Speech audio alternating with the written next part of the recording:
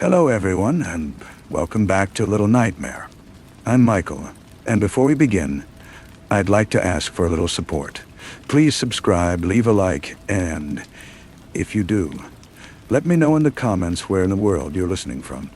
These may seem like small gestures, but they're essential for helping the channel grow and allowing me to keep bringing you these stories every night.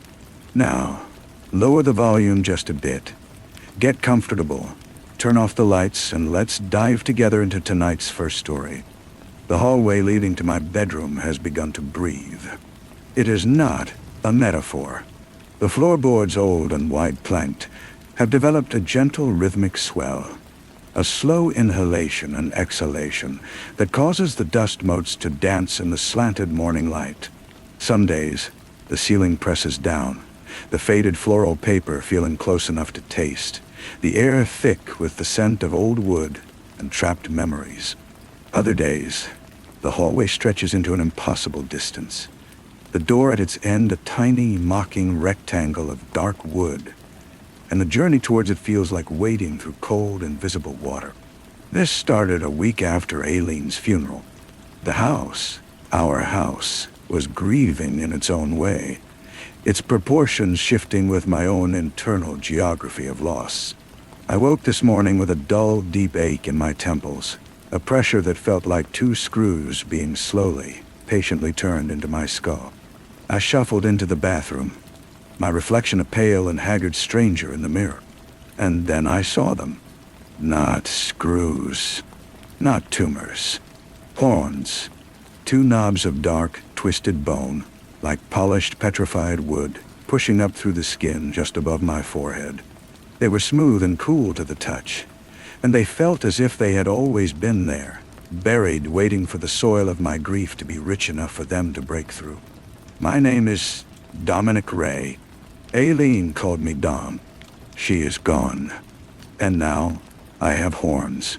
The first time I went into town, I wore a hat, a faded blue baseball cap that pulled low over my brow. The day was too bright, the sun a brutal, indifferent eye. I needed milk, bread, the mundane artifacts of a life I no longer recognized. The bell above the door of Miller's General Store chimed a cheerful, tinny note. Old Mrs. Miller was behind the counter, her face a web of fine lines, her eyes usually kind. She looked up as I entered, and her smile did not so much fall as it was erased, her gaze fixed on the space beneath the brim of my cap. I felt a strange warmth emanating from the horns, a subtle vibration, like a tuning fork struck against a silent world. "Dominic," she said, and her voice was a dry leaf scraping on stone. "I always thought you were a good boy, a good man for Aileen." Her hands, busy stacking receipts, stilled. Her eyes went distant, glassy. "I poisoned my sister's dog. She loved that little terrier more than she loved me. It would yap, and she would laugh that tinkling laugh. I put antifreeze in its bowl. It crawled under the porch to die. She never knew. She cried for a week. I held her and told her it was for the best. The poor thing was old, and I was glad."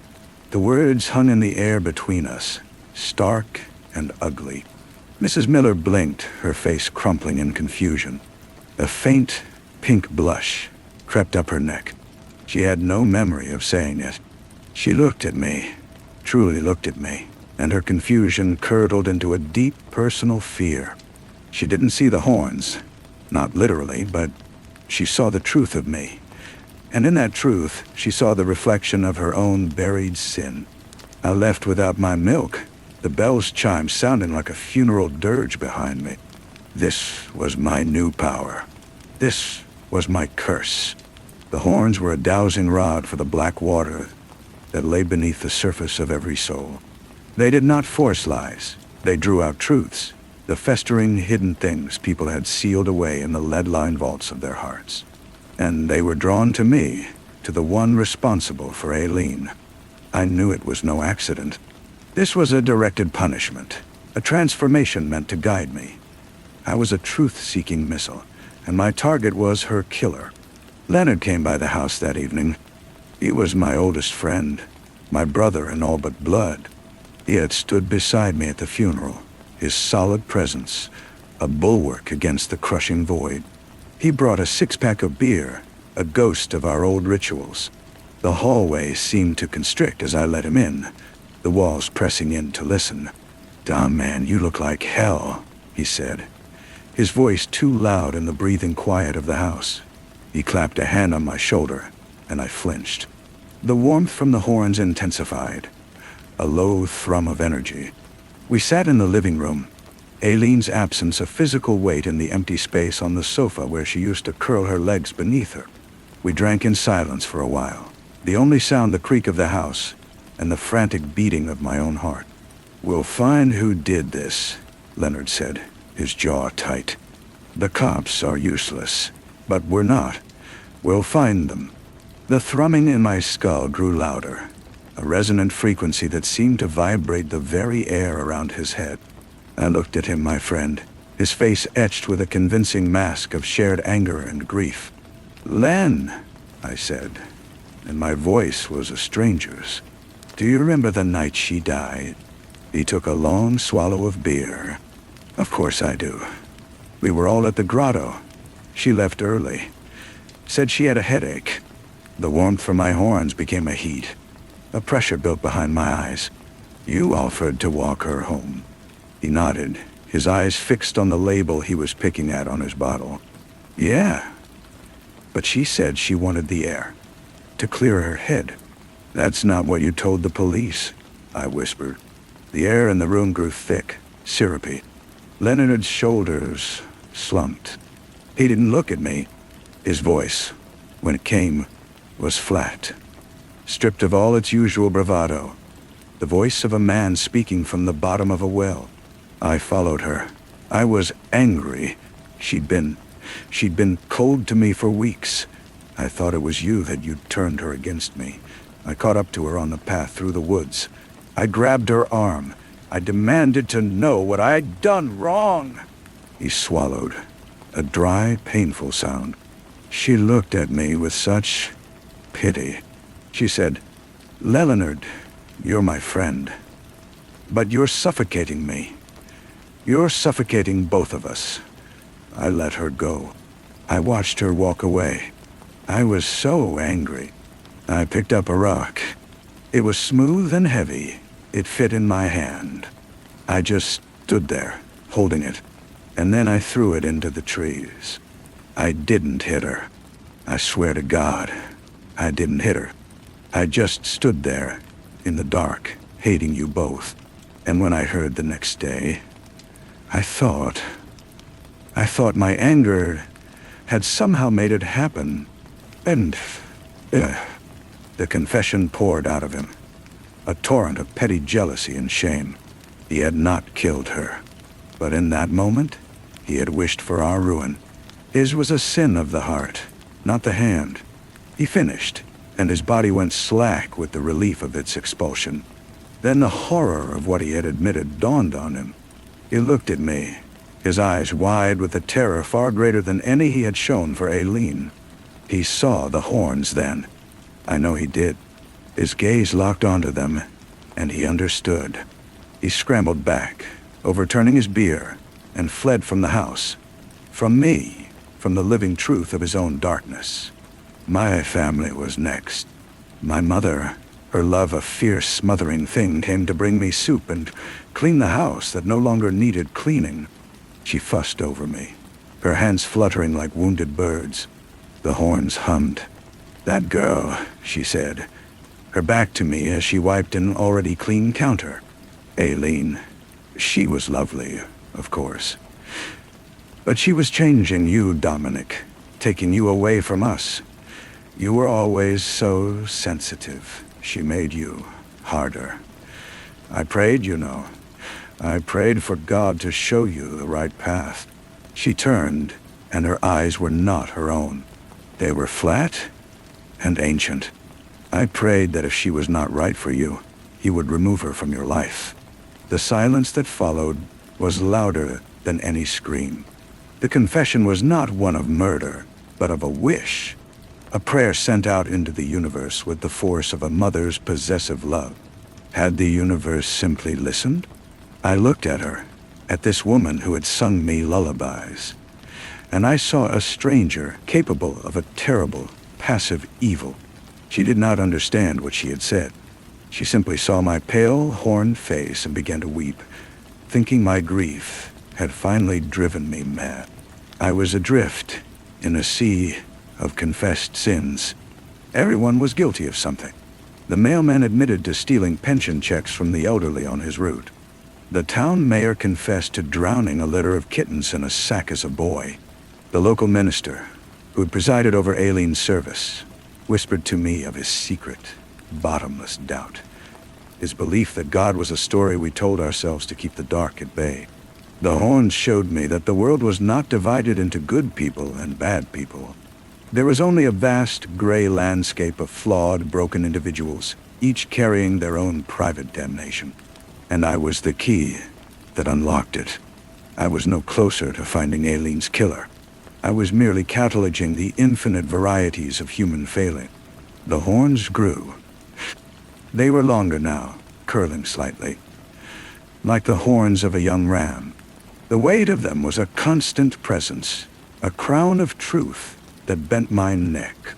My reflection in the window at night was no longer that of a man, but of some biblical demon, a wanderer in the desert of human weakness. The revelation did not come in a flash of lightning. It came on a quiet Tuesday, as I stood in the woods where they found her body. The police said it was a random act of violence, a robbery gone wrong. They never found the weapon. The air was still. The trees were silent witnesses. The horns were cold and quiet. I had been here a dozen times, searching for a clue, for a feeling.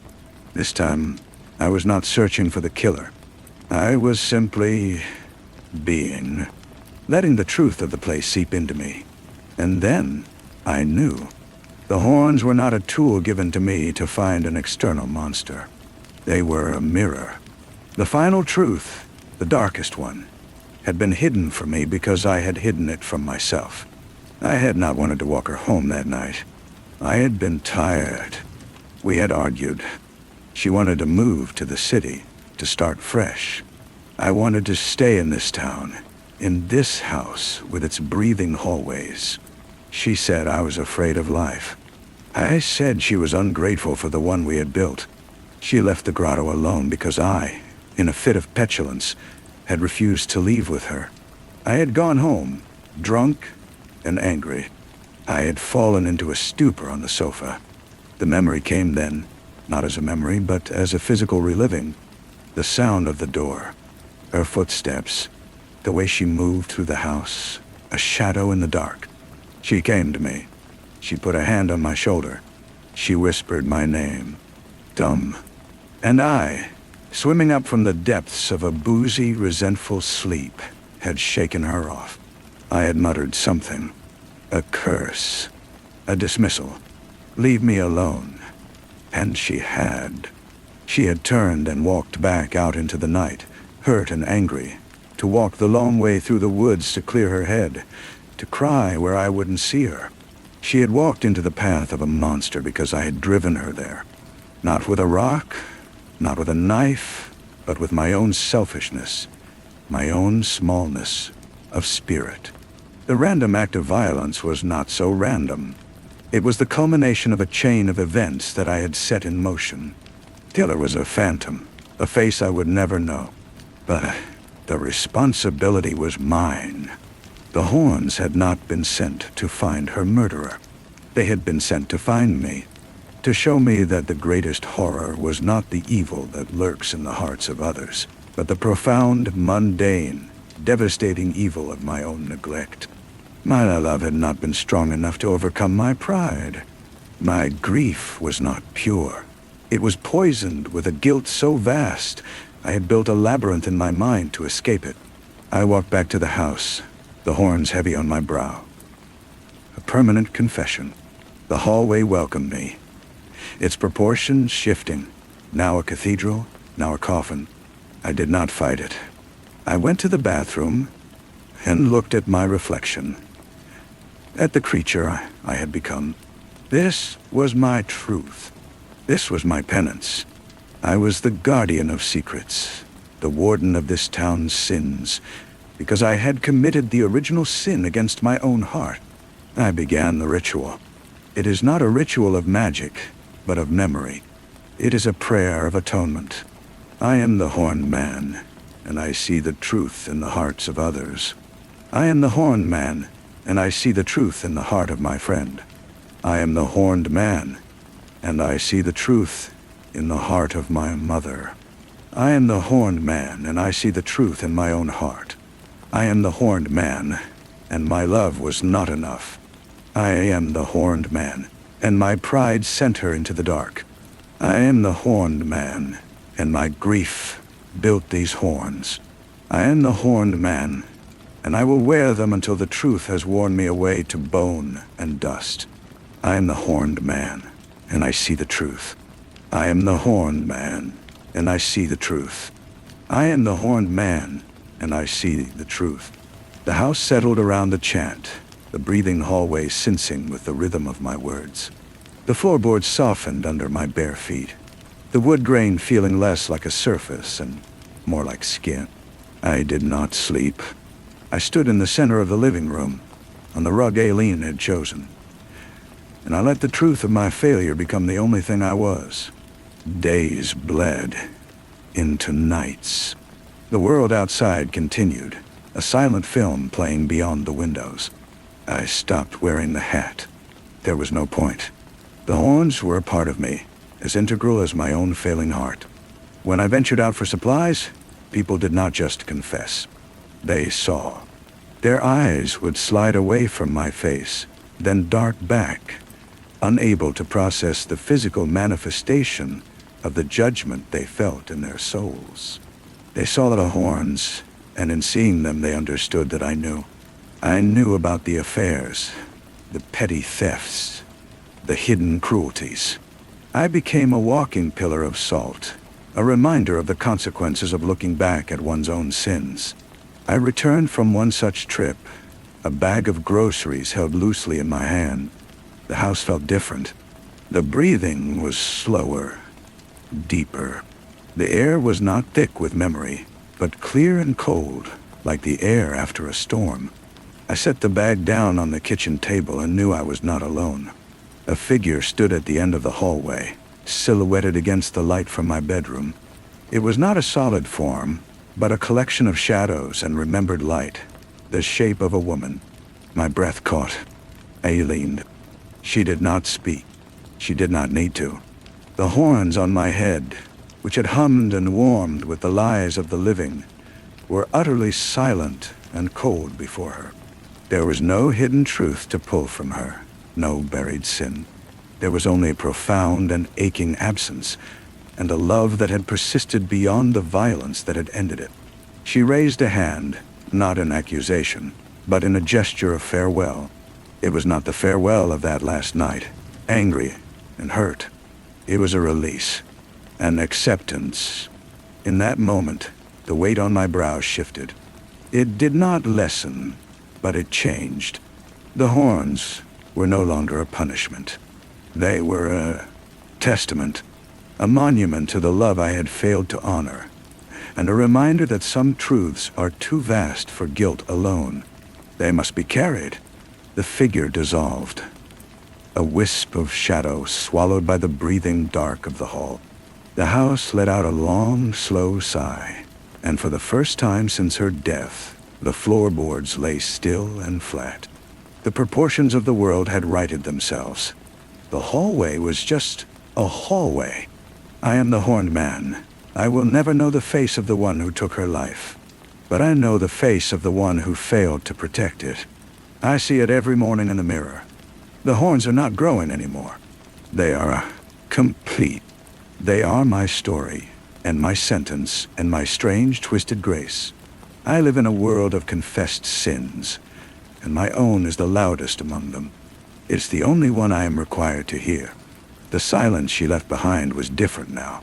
It was no longer an accusation, but a presence. A companion. I learned to move through it, to make tea for one, to sleep on my side of the bed without feeling the ghost of her warmth on the other. The horns remained my permanent, bony crown. They were cold to the touch, always.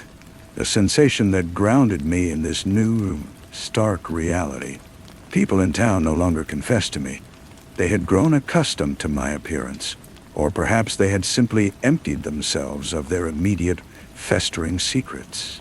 Now, they offered their truths in a different way. They would leave small offerings on my porch.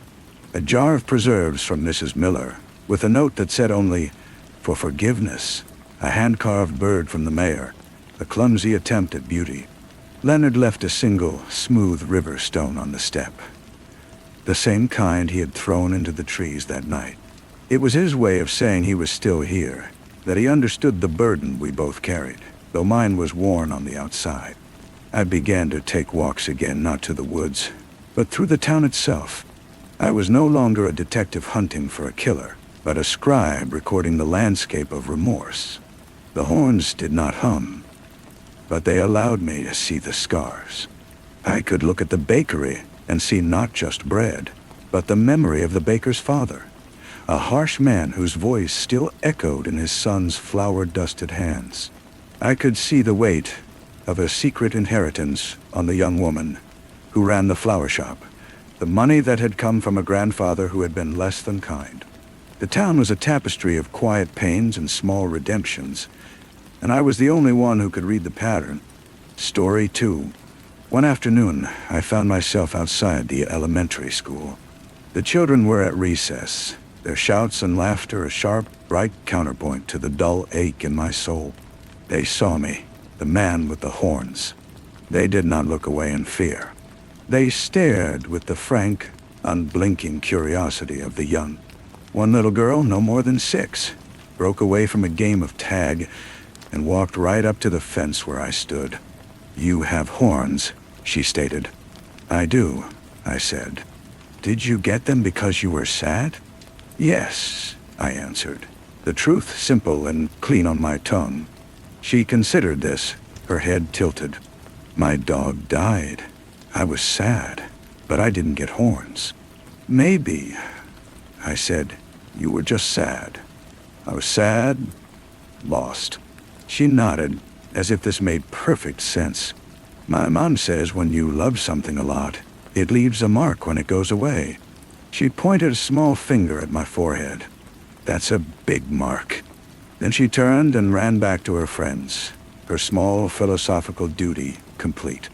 I stood there for a long time, the weight on my head feeling less like a curse and more like what it was. A mark. A big mark, left by a big love. It was not a comfort, not exactly, but it was a fact, a truth, and that was all I had left, all I was built to hold. I walked home as the sun began to set, painting the sky in shades of orange and purple. The house was quiet when I entered, the hallway merely a space between rooms. I went to the mirror. The horns were there, dark and twisted, a part of my silhouette. I did not chant my ritual of atonement. I simply looked. The man staring back was Dominic Ray. He was Dom. He had loved Aileen. He had failed her. He had horns. He saw the truth. And he was, finally, just a man. A man who would carry this and remember until he too was gone. The next morning, the mailman did not bring an offering. Instead, he brought a letter. It was not a confession, but a plea. It was from the mother of the boy who had drowned the kittens, the one who was now the mayor. She wrote of her son's torment, a secret he had carried for 50 years, a guilt that had shaped his every decision, leading him into a public life of hollow service as a form of penance. She asked if I could tell him it was forgiven. She thought I had that power. I held the letter, the paper thin and fragile in my hands. This was the new shape of my purpose. I was not a judge. I was a witness, a conduit. The horns allowed me to see the wound, but I had no balm to offer.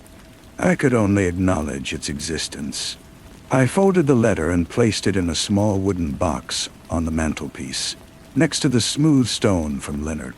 The box was filling up with these fragments of other people's pain. A museum of regret curated by the Horned Man. That night I dreamed of Aileen. We were in the woods, but it was not the woods where she died. It was the woods from our first picnic, dappled with sunlight and the scent of warm earth. She was laughing, her head thrown back, and she reached out and touched one of my horns. Her fingers were cool. "It's just a mark, Dom," she said. Her voice the same as it was in life. A sound that could untangle any knot in my soul. It doesn't have to be a weapon. It can be a compass. I woke with a start, the dream clinging to me more vividly than any memory. The house was still. The compass. The thought settled deep within me. I had been using the horns to look inward at my own guilt and outward at the sins of others. I had not been using them to navigate forward. I rose and went to the window. The town was sleeping, its secrets quiet for a few more hours. I knew then that I would not leave this house, this town. This was my post. The horns were not a sentence to be endured until I turned to dust. They were a tool, a responsibility. Aileen had not come to me to grant me peace, but to give me a direction. The truth had worn me down to my essential parts, and what was left was not a monster, but a keeper, a guardian of the fragile, broken things people hid in their hearts. I would listen. I would see. And in that seeing, perhaps I could offer not forgiveness, but the simple, profound mercy of being known. The first light of dawn touched the tips of my horns, and for the first time, they did not feel cold. The first to come after that dawn was a young man I did not know. He stood on my porch for a full 10 minutes, his hands clenched into white-knuckled fists before he finally knocked. He was maybe 19, with the weary eyes of someone who had aged too quickly. He did not look at the horns directly, but held his gaze somewhere around my chin. I did not invite him in. We stood in the open doorway, the morning air cool between us. The horns were silent. He had no new secret to confess. His was an old one, festering for years. I waited. "It was my fault," he whispered, the words torn from him. "The fire, the one over on Elm Street, last year. I remembered it. A family of 4 had escaped, but their home was lost. It had been ruled an electrical fault." He looked at the ground. "I was smoking in the alley behind their house. I threw the butt. I didn't put it out all the way. I was afraid to say anything. I was just a kid." He was crying now, silent tears cutting paths through the grime on his face. "I see the man sometimes, the father. He rebuilt the house. He waves at me, and I wave back, and I know." I looked at him, and through the silent horns, I saw it. The sleepless nights, the constant, grinding fear of discovery, the way he flinched at the smell of smoke. The truth was a cancer in him. I did not tell him it was okay.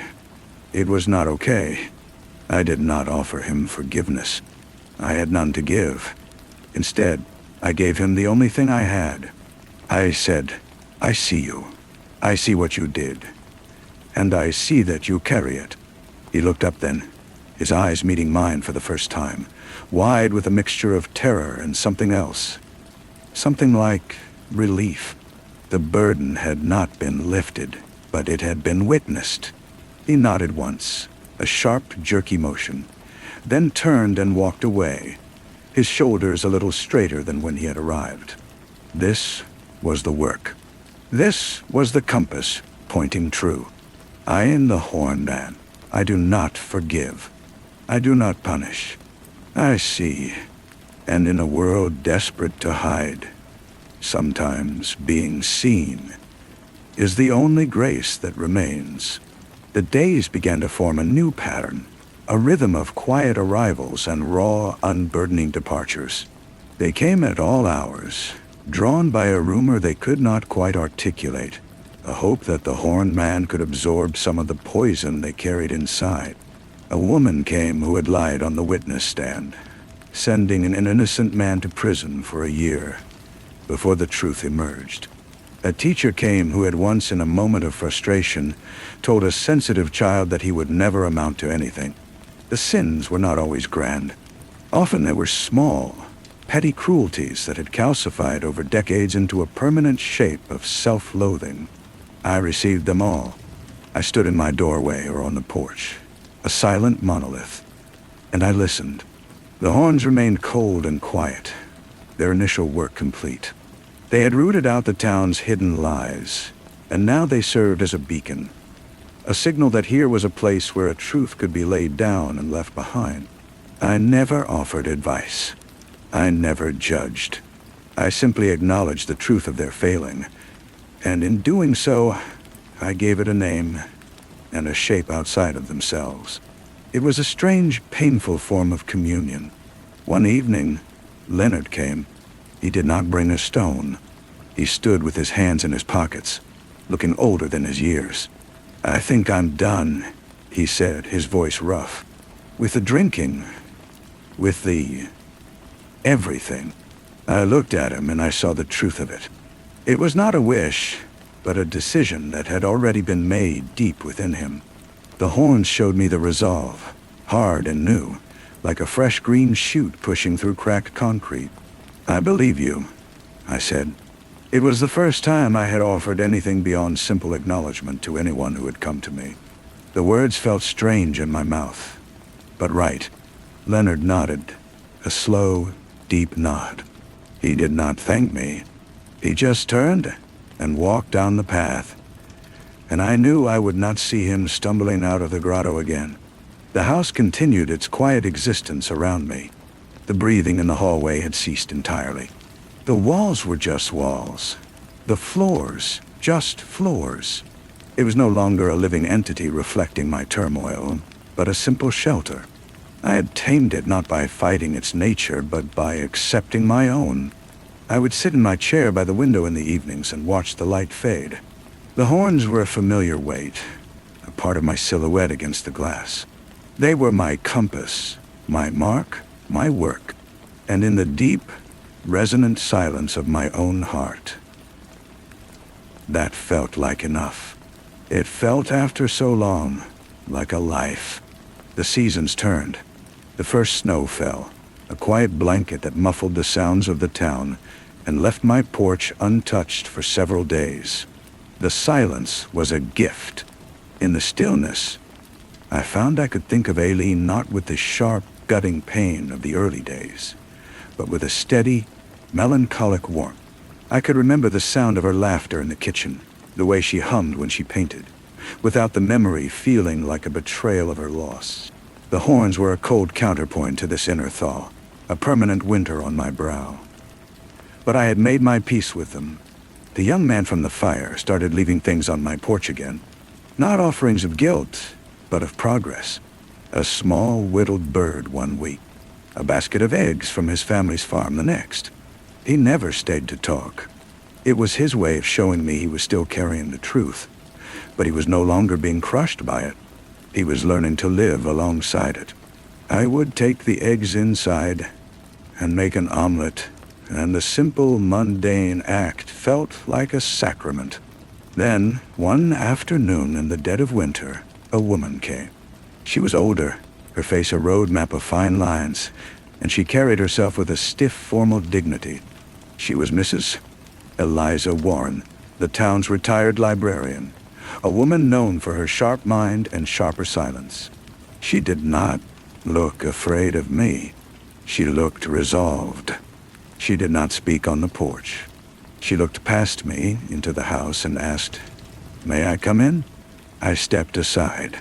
She walked into my living room as if it were her own reading room, her eyes taking in the simple furniture, the wooden box on the mantel, the empty chair where Aileen used to sit. She stood in the center of the room and turned to face me. "I have held a truth for 60 years, she said, her voice clear and steady. "It does not belong to me. It belongs to you." I said nothing. I simply waited, the horns a silent, focused wait. "It concerns your grandmother," she said, "and the man who built this house." The air in the room grew still, not with the house's old magic, but with the gravity of her words. I had never known my grandmother. She had died young. The story was that she had fallen ill. Mrs. Warren looked not at my eyes, but at the horns. He was a hard man, the builder. Prideful. He drove his son, your grandfather, away with his cruelty. Your grandmother stayed. She was kind. She tried to soften him. She paused, gathering the memory like a difficult book from a high shelf. The night she died, they had a terrible argument. He said things, cruel things. He told her she was weak, that her love was a burden. He left the house in a rage. When he returned, she was gone. He found her in the garden. The official cause was a sudden illness. But the truth. I stood perfectly still, the story settling into the bones of the house, into my own bones. "He never spoke of it," Mrs. Warren continued. "He built this hallway himself, they say, after she was gone. He built it crooked because his world was crooked without her. He lived the rest of his life in this house, a prisoner of his own pride, just like you have been." The compass inside me shifted. I saw the lineage of failure not as a curse, but as a pattern, a choice. My grandfather's pride had broken my grandmother's heart. My pride had driven Aileen away into the path of violence. We were men who built our own prisons from our worst instincts. He was the first horned man in his way, Mrs. Warren said softly. He just wore his on the inside. She turned and left then, her message delivered. The truth, after 60 years, had finally come home. I was not an anomaly. I was a successor. The weight on my head felt different, not lighter, but connected to a longer, sadder history. The house was not haunted by Aileen. It was haunted by a legacy of love twisted by pride. And I, the latest in the line, had been given a chance to change its ending, not through magic or escape, but through the simple, relentless act of seeing and of carrying the truth without being broken by it. The work would continue.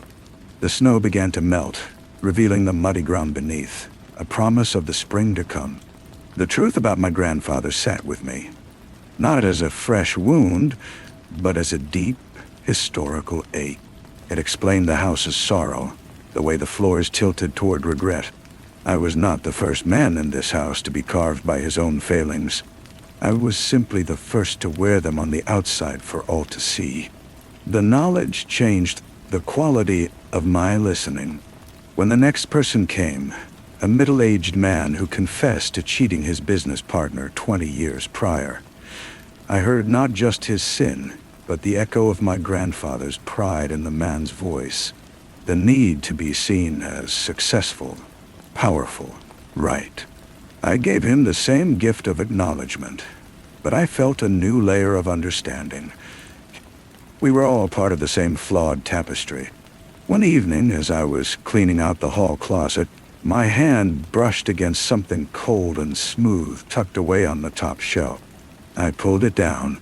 It was a small leather-bound journal, its cover worn and its pages brittle with age. My grandfather's. I had never seen it before. I opened it. The handwriting was sharp and angular, a reflection of the man Mrs. Warren had described. The entries were not daily logs, but sparse, agonized outbursts.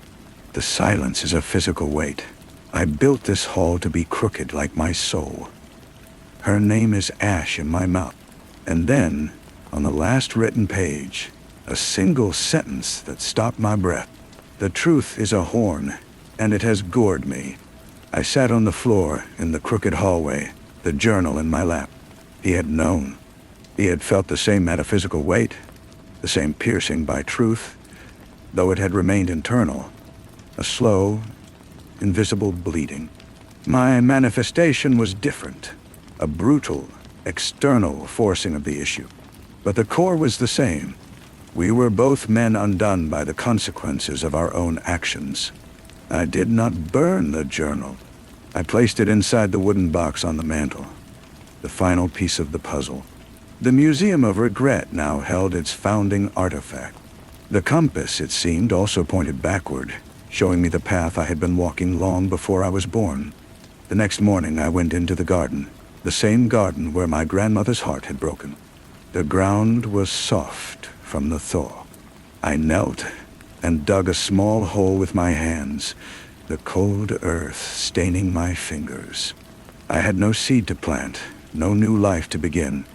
Instead, I pressed my palms flat into the soil and closed my eyes.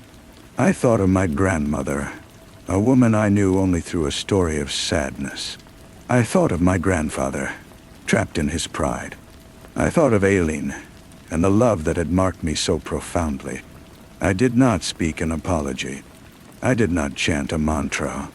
I simply let the truth of them, and the truth of me, exist in that quiet space. The horns on my head were heavy. They were cold. They were a part of me. When I stood up, my knees were stiff and muddy. The house stood before me, its lines as crooked as ever, but it no longer felt like a prison. It felt like a record, and I was its keeper. The sun was warm on my face, and for a moment, the cold of the horns was met by its warmth, a balance I had never felt before. It was enough. It would always be enough. Story 2. The first thing Diane noticed was the wallpaper in the hallway of the old sea captain's house they'd rented for the season. It was a faded, silvery blue pattern of what she had initially taken for seashells, or maybe nautiluses. But that morning, running her fingers over its textured surface while waiting for the coffee to brew, she felt it. It wasn't a collection of shells. It was a single, continuous line, a groove pressed into the thick paper, winding and winding upon itself in an endless, lazy spiral. The paper was cold and slightly damp under her touch, as if the sea's breath had seeped through the clapboard walls, and the groove felt unnervingly like a scar, a healed-over fissure in the world. She pulled her hand back, a faint static charge clinging to her fingertips. Gale laughed when she told him. He was a practical man, a carpenter from Portland who saw the world in plumb lines and solid joints. It's an old house, Di. Everything's a little warped. It's part of the charm. He kissed her forehead, his lips warm against the perpetual coastal chill that had settled in her bones. Let's go into town. I need more sandpaper. The town of Athelport clung to the granite cliffs of Maine like a stubborn barnacle. Its streets were a labyrinth of salt-bleached wood and fog, and the air tasted of brine and pine. That day, however, something was different. As they walked down the main street, Diane saw it everywhere. A child on the sidewalk was tracing a perfect, swirling circle in a puddle with a stick, over and over, his eyes vacant. The ironwork on the fence outside the post office, which she could have sworn was once a simple geometric pattern, now seemed to curl at the ends, the metal tendrils beginning to twist in on themselves. In the window of the general store, a display of hand-knitted sweaters had been arranged not by color, but in a pinwheel pattern that drew the eye relentlessly towards its center, a dark, woolen vortex. She mentioned it to the woman behind the counter, Mrs. Higgins, whose family had run the store for generations. The woman's hands, sorting through a bin of nails, stilled. Her eyes, the color of old sea glass, fixed on Diane. The turning, she said, her voice a dry rustle. It's early this year. Then she went back to her sorting, as if she had said nothing more remarkable than commenting on the weather. That night, the wind did not howl. It hummed, a low, resonant frequency that vibrated in the fillings of their teeth and the glass of the windows. Diane lay awake beside Gale's sleeping form, listening to it. It was a sound that promised nothing, a sound that simply was, an endless exhalation from the deep. She got up and went to the window. The moon was full, painting the scraggly lawn and the dark, heaving ocean beyond in shades of bone and ink. And there, in the dewy grass, were patterns. Dozens of them. Perfect, glistening spirals pressed into the lawn, as if a giant, invisible snail had crisscrossed the property in the night. The days began to curl in on themselves, one blurring into the next with a slow, inexorable torque. The humming in the wind became a constant companion. People in town started to change. Mr. Albright, the butcher, was found by Gale standing in his cold locker, meticulously arranging links of sausage into a vast, meaty spiral on the floor, his bare hands blue with cold, a serene smile on his face. The authorities, a single sheriff and his deputy, were useless. They drove up from the next county, took statements with faces pale and strained, and left, their tires leaving frantic, looping tracks in the dirt as they fled. The world itself was warping. Fallen pine cones on the forest paths behind the house had their scales rearranged into tight, Fibonacci sequences. Spiderwebs, once chaotic laceworks, were now perfect, concentric circles. Gale, trying to maintain a grip on reality, started boarding up the windows of the old house. But the wood, fresh from the lumberyard, began to sweat a dark, resinous sap that dripped and hardened into tiny, coiled shapes on the sills. He found Diane one afternoon in the upstairs bathroom. She was staring into the mirror, her head tilted. "My iris," she whispered. "Look." He leaned in. The rich, brown circle of her iris, which he had kissed 1,000 times, was no longer a starburst of color. The flecks of gold and green had shifted, had begun to spiral inward, a slow celestial vortex captured in the globe of her eye. Cold dread, far deeper than any he had ever known, gripped his heart. He took her hand. It was icy. "We're leaving," he said, his voice tight. "Now, we'll get in the truck and we'll drive and we won't stop." But the truck wouldn't start. The engine turned over with a sound that was wrong, a series of choked, guttural clicks that seemed to mimic the pattern they now saw everywhere. Under the hood, the serpentine belt had twisted itself into a complex, impossible knot, a spiral so tight it looked like a single fused piece of rubber. They tried to walk. The road out of Athelport, the only road, was a narrow strip of asphalt that wound up the cliff face. They packed a single bag and set out at dawn, the humming wind at their backs. They walked for hours, their breaths pluming in the cold air, their shoes scuffing on the gravelly asphalt. But the landscape refused to change. The same gnarled pine tree, its trunk now visibly corkscrewed, appeared again and again. The same bend in the road, the same moss-covered boulder.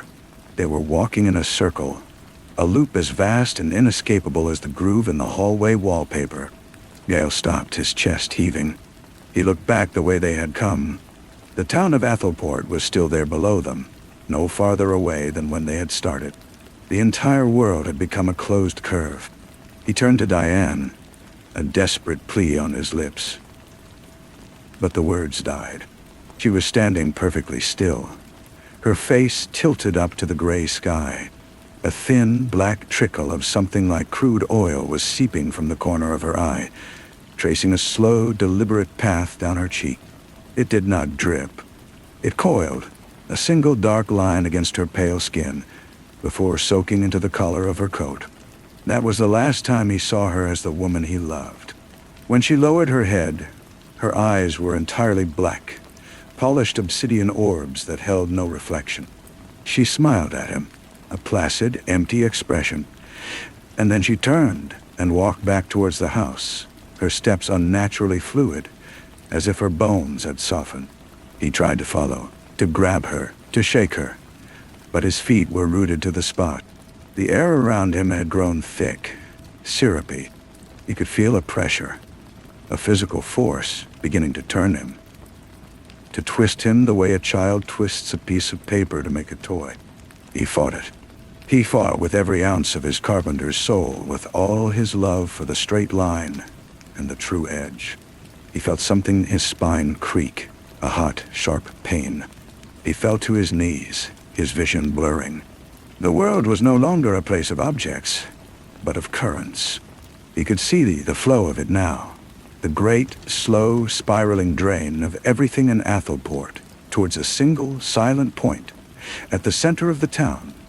A point he knew was their rented house, their bedroom, the hallway with the wallpaper. He crawled. He dragged his body, which no longer felt like his own, back through the twisted streets. He saw the townspeople. They were standing in their yards, in the street, their bodies contorted into graceful, grotesque arcs. Their limbs were bent at impossible angles, their heads tilted back, their mouths open in silent, ecstatic oest. They were becoming the pattern. They were merging with the design. He reached the house. The front door was gone, the frame now a smooth, rounded opening like the entrance to a shell. Inside, the air hummed with the power of a completed circuit. The furniture, the floorboards, the very light filtering through the warped windows, all of it swirled. It was beautiful and terrible, a symphony of perfect mathematical curvature. He pulled himself up the stairs, which now felt like climbing the inside of a vast wooden nautilus. He found her in the hallway. Diane was on her knees, her back to him. Her hair floated around her head as if underwater, each strand describing a slow, independent circle. The damp, cold wallpaper was alive. The silvery blue spiral was no longer a pattern on a surface. It was the surface. It pulsed with a soft, internal light, and the groove he had felt that first morning was now a deep, black channel from which a profound silence emanated. A silence that was the opposite of quiet, a dense, heavy thing that swallowed the hum, swallowed thought, swallowed everything. She was reaching for it, her arm extended, her fingers stretching towards that central, silent point where the spiral collapsed into infinity. "Diane!" he croaked. She paused. Her head began to turn. It was not a human movement. It was a rotation, smooth and continuous, like the revolution of a planet. It kept turning, past the point where her neck should have snapped, a full 180 degrees until she was looking at him, but her body remained facing the wall. Her face was still hers, but it was a map of the phenomenon. Fine, delicate spirals were etched into her skin, swirling across her temples and her cheeks. Her black, liquid eyes held no recognition, only a deep, cosmic patience. She was not seeing him. She was seeing through him, as if he were just another temporary, insignificant shape in the great turning order of things. Gale tried to scream, but the sound was pulled from his lips and spun into a thin, useless thread that joined the swirling atmosphere. He felt his own body beginning to yield. The pain in his back was gone, replaced by a strange plastic flexibility. He looked down at his hands. The skin on his knuckles was puckering, the lines of his fingerprints deepening, rising, beginning to swirl like tiny, frantic whirlpools. He was becoming a collection of orbits, a constellation of tiny spins. He looked back at Diane, a final, desperate question in his mind. Who are you? What are we? And in that moment, the rotation of the world completed its final click. The perspective shifted, not in the room, but in his mind. He was not looking at her. He was looking from her. The eyes that saw the broken man crawling on the warped floorboards were his own eyes. The mind that observed his terror with a placid cosmic indifference was his own mind. The spiral was not an external force. It was the fundamental shape of existence here, and he was, and always had been, a part of its expression. There was no Diane, no Gale, no town. There was only the turning. The man on the floor, the one who had been called Gale, let out a final shuddering breath that twisted in the air like smoke. His body relaxed into the flow, his limbs arranging themselves into a graceful final curve. In the silence that was not a silence, the figure by the wall, the one who had been called Diane, completed the gesture. Her finger touched the center of the spiral, and everything was still. There is no more story of Athelport. There is only the coast, and a particular curve of the shoreline, where the granite cliffs have worn into a shape so perfectly, logarithmically spiral, that it makes cartographers uneasy and birds avoid the area. If you were to stand on that cliff, you would feel a strange pull, not towards the edge, but a pull inward, towards your own center. And if you were to look down into the deep, clear water below, you would not see your reflection. You would see only the dark, placid surface of an eye, an obsidian eye with a slowly turning spiral where the pupil should be. And you would feel a profound and ancient stillness, a stillness that has been waiting for you. And you would understand that you are not looking at it. You are looking from it. The stillness was not an absence. It was a presence, a final, total alignment. The hum was gone because it was no longer separate from the air, the light, the substance of things. It was the air. The house was no longer a structure, but a solidified thought, a fossilized idea of shelter whose only purpose was to describe the curve. The two forms in the hallway, one kneeling, one reclining, were no longer man and woman. They were fixed points in the geometry, their bodies the physical proof of the theorem. Time, which had been twisting, now lay flat. It was a single, continuous surface like the wallpaper, and every moment that had ever been or would be in Athelport was present in its pattern. The child tracing the puddle had always been tracing it. The butcher arranging his sausages had never done anything else. The first sea captain who built the house had not chosen the land. The spiral in the land had chosen him, and his hammer and saw were merely the instruments of its slow revelation. Out in the town, the twisted people were at peace. Their bodies, frozen in elegant arcs, were no longer contorted but perfected. They were statues in the garden of a new physics, their silent O-mouths not screaming but singing a single sustained note that was the frequency of the turning itself. The grass did not grow.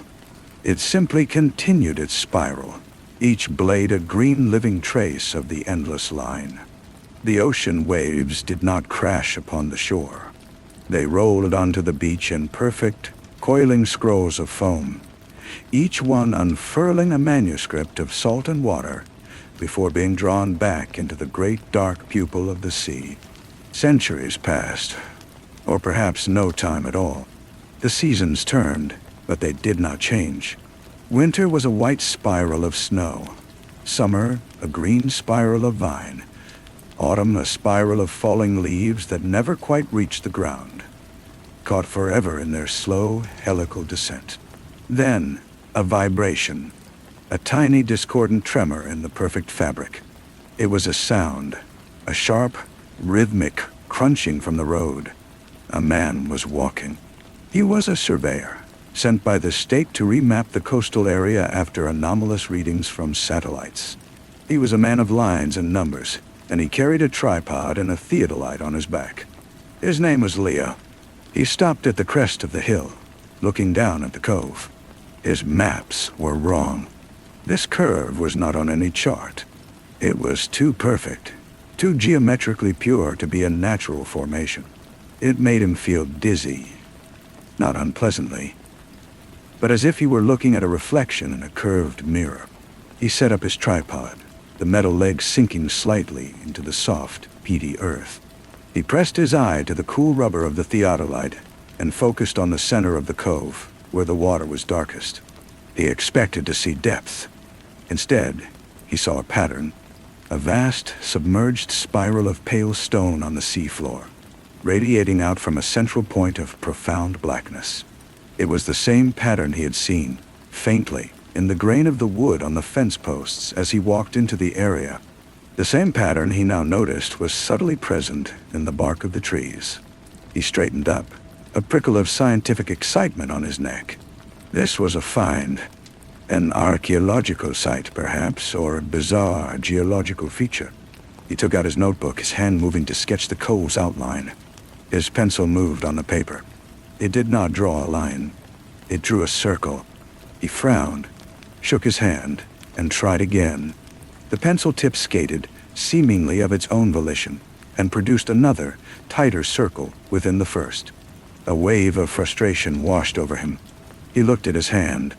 The lines on his palm, the whorls of his fingerprints, seemed unusually deep, unusually pronounced. He blinked, and for a moment, the lens of his eye felt thick, like oil. He turned from the cove and looked back towards the way he had come, intending to pack up and report his findings. The road was gone. In its place was a path of white crushed shells that wound away into the pine forest, not in a straight line, but in a gentle, inviting curve. From the town below, no sound of life reached him, only a soft, pervasive hum that felt like it was emanating from inside his own skull. He took a step, then another, his surveyor's mind already trying to calculate the radius of the curve, the rate of its turn. The numbers came easily, flowing through his mind in a smooth, inevitable sequence. It was the most beautiful mathematics he had ever known. He did not notice when the tripod legs slowly, gracefully, began to curl in on themselves like the tendrils of a vine. He did not notice that his own shadow, cast by the low sun, had stretched and twisted into a long, dark spiral on the ground behind him. He was simply walking, his feet crunching on the shell path, his eyes fixed on the gentle, endless turn ahead, already forgetting the straight-lined world he had left behind, already feeling the profound and ancient stillness, welcoming him home. The hum was inside him now, a quiet motor turning the gears of his thoughts. The calculations were so clear. The path was not leading him into the town, it was unfolding before him. A function made manifest. He could see the derivative in the bend of a fern, the integral in the sweep of the coastline. It was all one beautiful, continuous equation. He passed a fence. The man who had once been a surveyor registered that the wooden posts were not made of separate pieces of lumber nailed together. Each post was a single solid piece of wood that had grown, or been shaped, into a perfect spiral. It seemed not strange, but correct, efficient, the way things ought to be.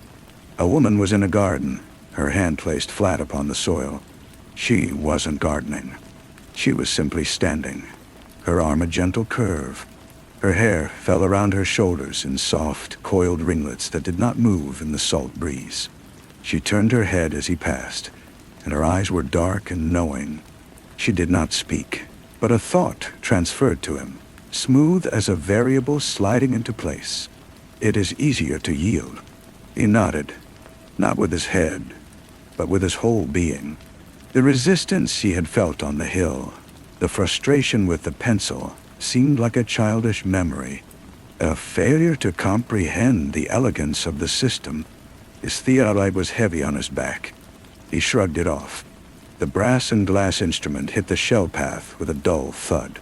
One of the lenses cracked, a single, jagged line.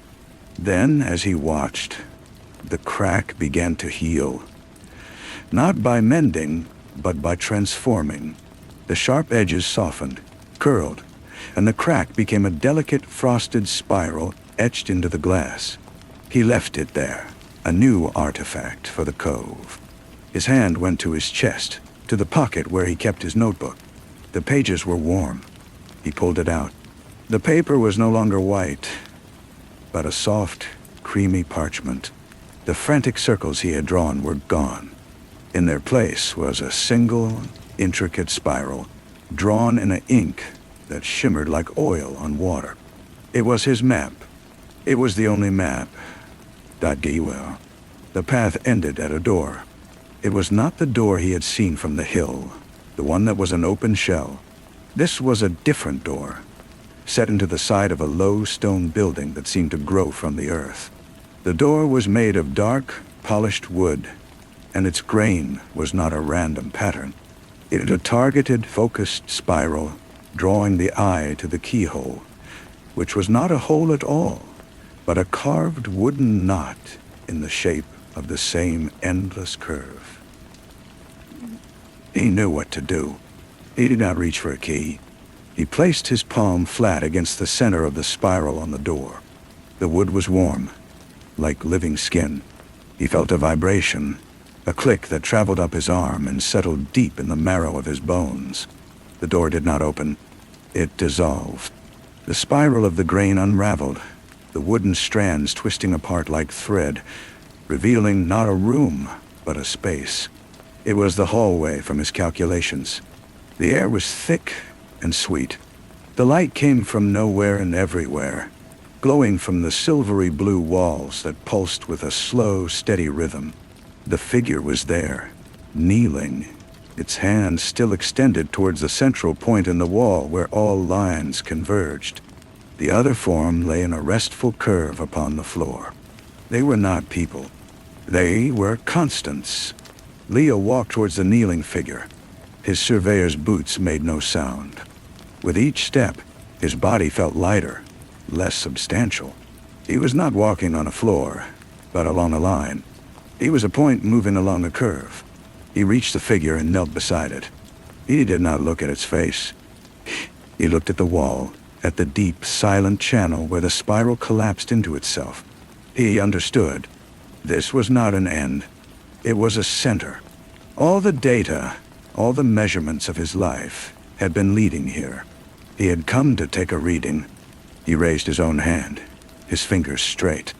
He saw the lines on his own skin, the whorls of his fingerprints, now deep and clear and alive.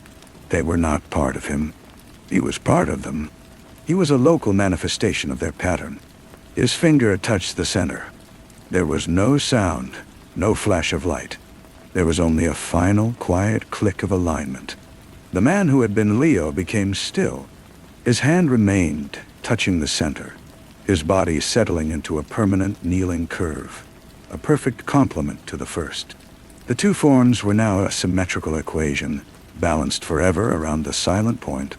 Outside, the shell path slowly unwove itself, the individual shells rolling back into the forest to become part of the soil. The theodolite was covered by a soft green moss that grew in a spiral pattern. The cove remained, its perfect curve a siren call to any mind that loved order above all things. And in the deep, clear water, the obsidian eye watched and waited, knowing that everything that turns eventually finds its way home. The cove did not need to call often. The world was full of straight lines and right angles, a frantic geometry of progress that created its own discontents.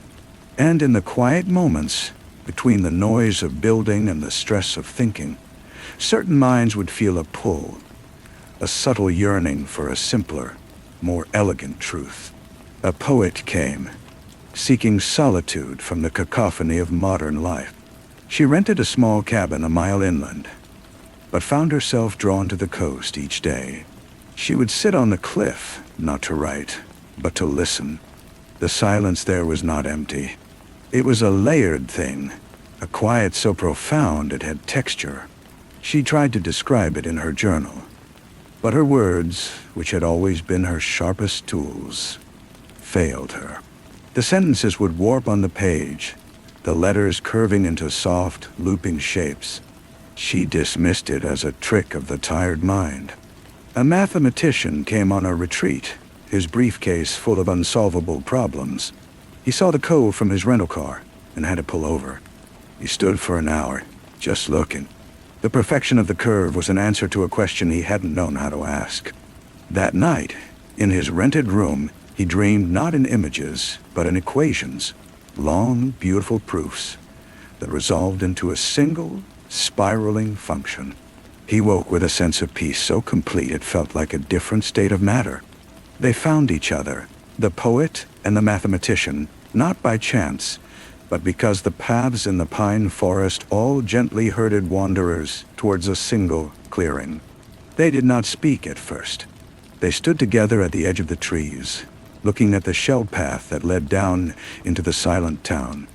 The air hummed, "It's in the Fibonacci sequence," the mathematician said, his voice soft with awe. "The arrangement of the pine cones, the curve of the shells. It's all there." The poet nodded. "The silence has a rhythm. I can feel it in my teeth." They walked down together. They saw the people, the graceful, static arcs that had once been butchers and bakers and children. The poet did not scream. She saw them as stanzas in a great, endless poem. The mathematician saw them as fixed points, beautiful solutions. They felt no fear, only a deepening sense of recognition. They came to the low stone building. The door was there again, its spiral grain a promise. The poet reached for the mathematician's hand, his fingers laced with hers, and as they did, she saw the lines on their joined hands begin to align, their personal patterns merging into a larger, more complex design. "It's acceptance," she whispered. "It's completion," he replied. Together they placed their free hands upon the door. The wood yielded, not by dissolving this time, but by unfolding, the spiral expanding to welcome them in. The hallway was as it always was. The two constants were at their posts, kneeling and reclining, the anchors of the system. The new arrivals did not need to be instructed. They understood their role. They were new terms, added to the equation to enrich it. They moved to the opposite wall, which was smooth and blank, a void waiting for its expression. The poet leaned forward, and her breath fogged on the surface. Not in a cloud, but in a delicate, frosty spiral. The mathematician raised his hand, and his finger began to trace a line next to hers, a perfect, logarithmic curve that mirrored the one on the far wall. As their forms settled, as their bodies learned the final, graceful curves of their purpose, the pattern on the wall deepened. The silence grew richer, more layered. The great, slow thought of the place had incorporated two new, exquisite variables. The turning continued, not to consume, but to perfect. It was a process of eternal, gentle refinement, and in the obsidian eye of the sea, a new, faint ring of understanding was added to the infinite pupil. The new stillness was different from the old. It was not the stillness of a finished page, but of a page that had been turned to reveal a deeper, more complex verse. The presence of the poet and the mathematician introduced a new quality to the air in the hallway. It was the same profound silence, but now it thrummed with the ghost of meter and the elegance of a solved proof. Outside, the town responded. A house that had been a simple, coiled shell began to show traces of verse carved into its nacreous interior. The words not written but grown, like veins in a leaf. Another structure, a shop that had once sold nails and rope, now displayed windows that were not glass but solidified light, fractured into perfect crystalline tessellations that followed a non-Euclidean geometry. The turning was not a static event. It was a language, and it had just learned new words. Seasons cycled again. A storm gathered far out at sea, a furious, chaotic system of conflicting pressures and winds. It raced towards the coast, a brute force of nature intent on destruction. It reached the air above the cove, its leading clouds like dark fists, and it began to turn, not with the violent spin of a hurricane, but with the slow, inevitable grace of the spiral in the water below. The clouds unraveled, their moisture not falling as rain, but arranging itself into vast, shimmering rings that settled over the town like a coronet. The wind's howl softened into the now familiar hum, a low bass note that strengthened the great chord of the place. The storm had not been destroyed. It had been composed. Centuries later, a different kind of seeker arrived. She was an archaeologist of ideas, a woman named Alara, who studied forgotten cults and extinct philosophies.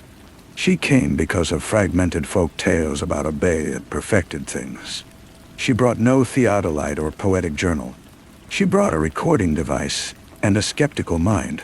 She found the cove, and the silence pressed on her ears like a physical weight. She saw the twisted, graceful people, and felt a jolt of horror, quickly followed by a wave of unsettling peace. Her professional mind fought it. This was a mass psychosis, a fossilized tragedy. She activated her recorder, her voice a sharp foreign object in the air.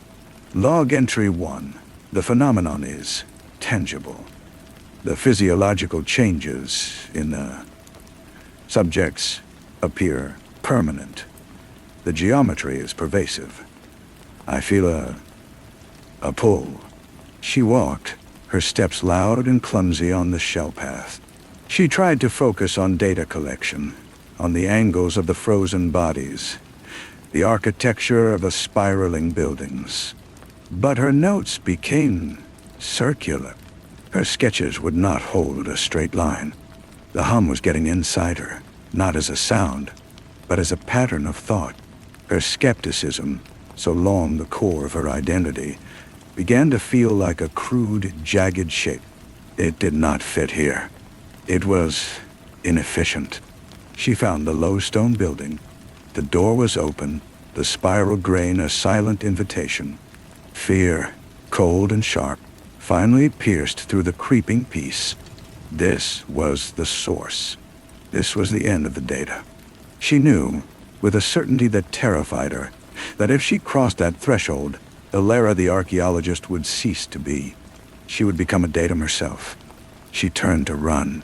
Her legs moved, but the path seemed to stretch and curve before her. The trees leaned in, their branches forming a tunnel that led only back to the door. Panic rose in her throat, a last, desperate protest of a linear mind. She looked down at her recorder, her anchor to the world of facts. The digital display, once a crisp grid of numbers and letters, was melting. The pixels swirled, forming a small, glowing spiral. The recording light winked out. The panic broke. It did not vanish. It turned.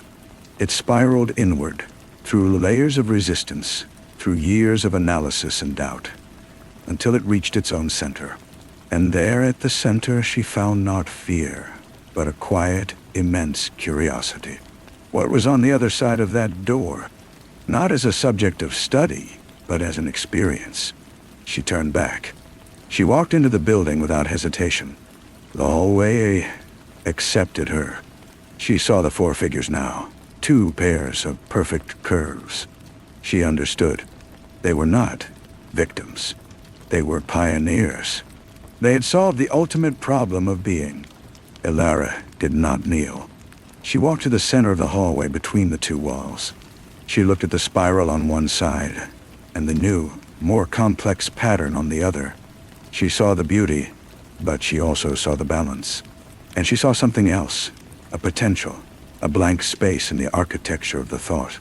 She was not a poet or a mathematician or a surveyor. She was a questioner.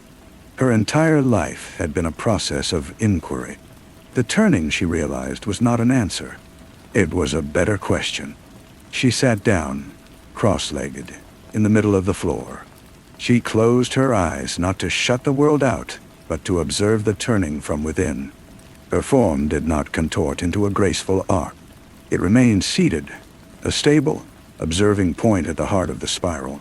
She became the 5th constant, the witness, the one who ensured the pattern did not simply repeat, but continued to learn, to incorporate, to turn in upon itself in an endless, deepening journey of understanding.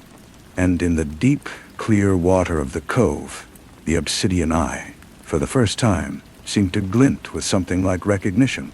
The hum was no longer just a sound in the air, or a vibration in the stone. It was the sound of the turning thinking, and Ilara was now a part of its cognition.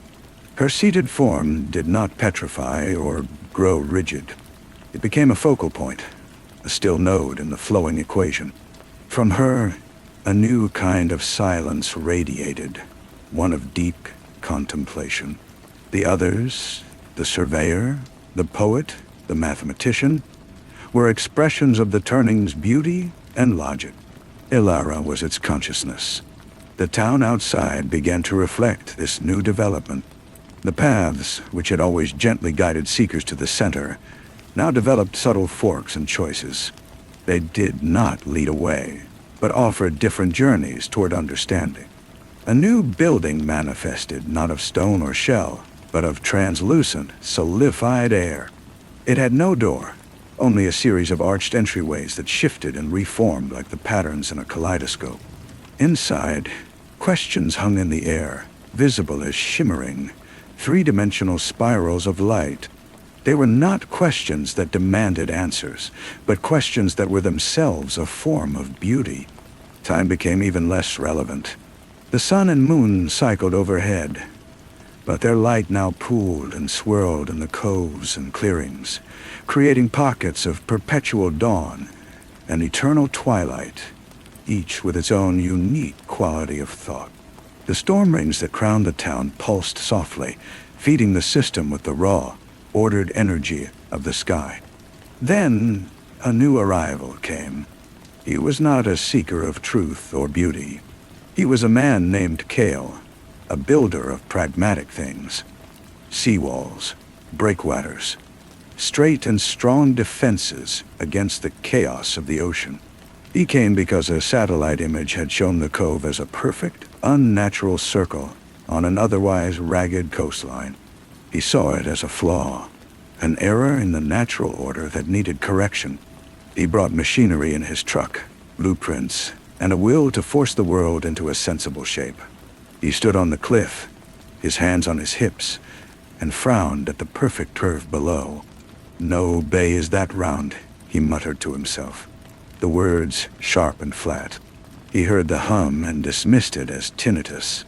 He saw the still curved figures in the town and felt a cold anger. Some kind of an environmental toxin, he decided. A tragedy that had been left to fester. He marched down, his boots stomping a harsh, linear rhythm on the shell path. He did not feel the gentle pull, only a stubborn resistance. He saw a spiraled fence post and grabbed it, testing its strength. "Impossible," he scoffed, but the wood was solid, unyielding. His frustration grew. This place defied every principle he lived by. He reached the low stone building. The door was present, its spiral grain seeming to watch him. He felt a profound, irrational aversion to it. This was the source of the infection. He would not go in. He would break it. He turned to his truck, parked haphazardly on a patch of grass that grew in concentric circles. He grabbed a sledgehammer. The weight of the steel head in his hands was a comfort, a familiar truth. He walked back to the door, his jaw set. "Step away from that." The voice was not spoken aloud. It was formed from the hum itself, a clear, resonant thought that appeared fully formed in his mind. It was Alara's voice, though she had not moved from her seated position inside. Kale staggered, dropping the sledgehammer. It hit the ground and did not clang. The sound was absorbed, turned into a soft, deep chime that echoed through the stones. "You can't stop progress," he said aloud, his voice trembling. He was speaking to the air, to the door, to the silent, watching town. "We are not stopping it," the thought voice replied. "We are its destination. Your will to build, to order, is a crude form of the same impulse. You simply lack the vocabulary." "I lack the insanity, you mean?" Kale shot back, his fear turning back to anger. "Insanity is a pattern that does not fit the prevailing model," the voice responded, calm and inexorable. "Your model is very small. Look at your hands." Kale looked down. The lines on his palms, the calluses from his work, were shifting. They were deepening not into cracks, but into grooves, elegant channels that began to spiral from his wrists towards his fingertips. He could feel a corresponding shift in his mind. His anger, his rigid purpose, was a knot, and the hum was a gentle, persistent force, unraveling it. He saw, not with his eyes, but with his entire being, the sheer effort it took to maintain his straight lines in a universe that was fundamentally curved. The struggle was immense, and ultimately futile. A wave of exhaustion washed over him, so profound it brought him to his knees. He was not yielding. He was understanding. The sledgehammer at his feet began to change. The steel head softened, its hard edges curling inward. The wooden handle twisted, not breaking, but adopting a gentle, spiraled form. In moments, it was no longer a tool of destruction, but a sculpture, an offering. Cale looked up at the door. The fear was gone. In its place was a builder's appreciation for a system that could not be broken, only joined. He had spent his life fighting the sea. Here was a sea of a different kind, and it offered not a battle, but a birth. He rose. He did not place his hand on the door's center. Instead, he walked to the new building of solidified air, to the shifting arches. He passed through one, and found himself not in a room, but in a vast open space where the principles of structure and load were suspended in the air like musical notes. He reached out, and the notes flowed around his fingers. He began to build, not with steel and concrete, but with intention. A new structure began to form around him, a bridge that was both a physical arch and a philosophical argument, a thing of impossible strength and beautiful curves. He became the sixth constant, the architect, and within the hallway, Elara observed this new development. The pattern on the walls grew more intricate still, incorporating the stark, powerful lines of Cale's initial resistance, transformed into a new kind of strength. The turning was richer for it. The great, slow thought had learned about will and had made it a part of itself. The obsidian eye in the water watched, and in its infinite depth, a new, stronger current began to flow. Story 3. The old armchair sat in the corner of the study, a silent monarch of worn green velvet. Its high back was stooped with the weight of decades, and the cushions, once plump with horsehair and promise, were now hollowed into the perfect shape of long absence. In the slow, dusty light of a late afternoon, you could see the ghost of its last occupant, a permanent impression of a body that had not risen so much as it had dissolved into the air. It was just a chair, an everyday object, but there was a quality to its emptiness that felt less like vacancy and more like patience. Irving saw it every day. He would stare at it from his desk, a cheap particle board thing littered with the artifacts of his stalled ambition, a cold cup of coffee, a scattering of pens, a notebook whose pages were mostly blank. The chair was his antagonist. It was where he used to sit to write, before the words dried up and the bottle became a more reliable companion. Now, it was a throne for his failure, and sometimes, in the periphery of his vision, he thought he saw the velvet indentations shift, as if something had just settled in to watch him. The town of Galesburg was the kind of place that time had politely forgotten. Nestled in a valley where the fog pooled like milk, it was a community of quiet routines and lowered voices. The houses were old, their wood siding painted and repainted so many times it had the texture of elephant skin. The people were the same, layered with a politeness that was as thick as it was fragile. Irving had come here 2 years ago, fleeing the city and the spectacular wreckage of his career, thinking the silence would help him hear the stories again. Instead, the silence had become a presence of its own, and the only story left was the one of his own decline. His friend Jorge was a local, a man whose family had dug roots in Galesburg soil for generations. He was a groundskeeper at the old cemetery on the hill, a man comfortable with silence and dirt. It was Jorge who found the thing on a Tuesday, while digging a fresh plot for old Miss Dalrymple. His shovel, instead of meeting the expected resistance of clay and stone, struck something with a dull, resonant clang, a sound like a church bell buried alive. He called Irving later, his voice a low, excited thrum on the phone. "You gotta see this, man. It ain't right." What Jorge had unearthed, and then carefully exhumed with his bare hands, was a box. It was not wood, nor metal, nor any stone found in that valley. It was a dark, smoky substance that felt cool and impossibly smooth, like polished obsidian, but with a faint internal warmth. It was perfectly square, no larger than a jewelry case, and it was seamless. There was no lid, no hinge, no keyhole. It was simply a solid geometric fact. And it was heavy, far heavier than its size suggested, as if it contained not objects, but density itself. They put it on Irving's kitchen table, where it sat between the salt shaker and a pile of unopened mail. It drank the light from the room. "What do you think it is?" Jorge asked, his fingers hovering near its surface, but not quite touching it. "Feels like a heartbeat. A real slow one."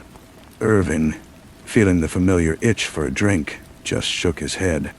"It's a rock, Jorge. A weird rock. You should put it back."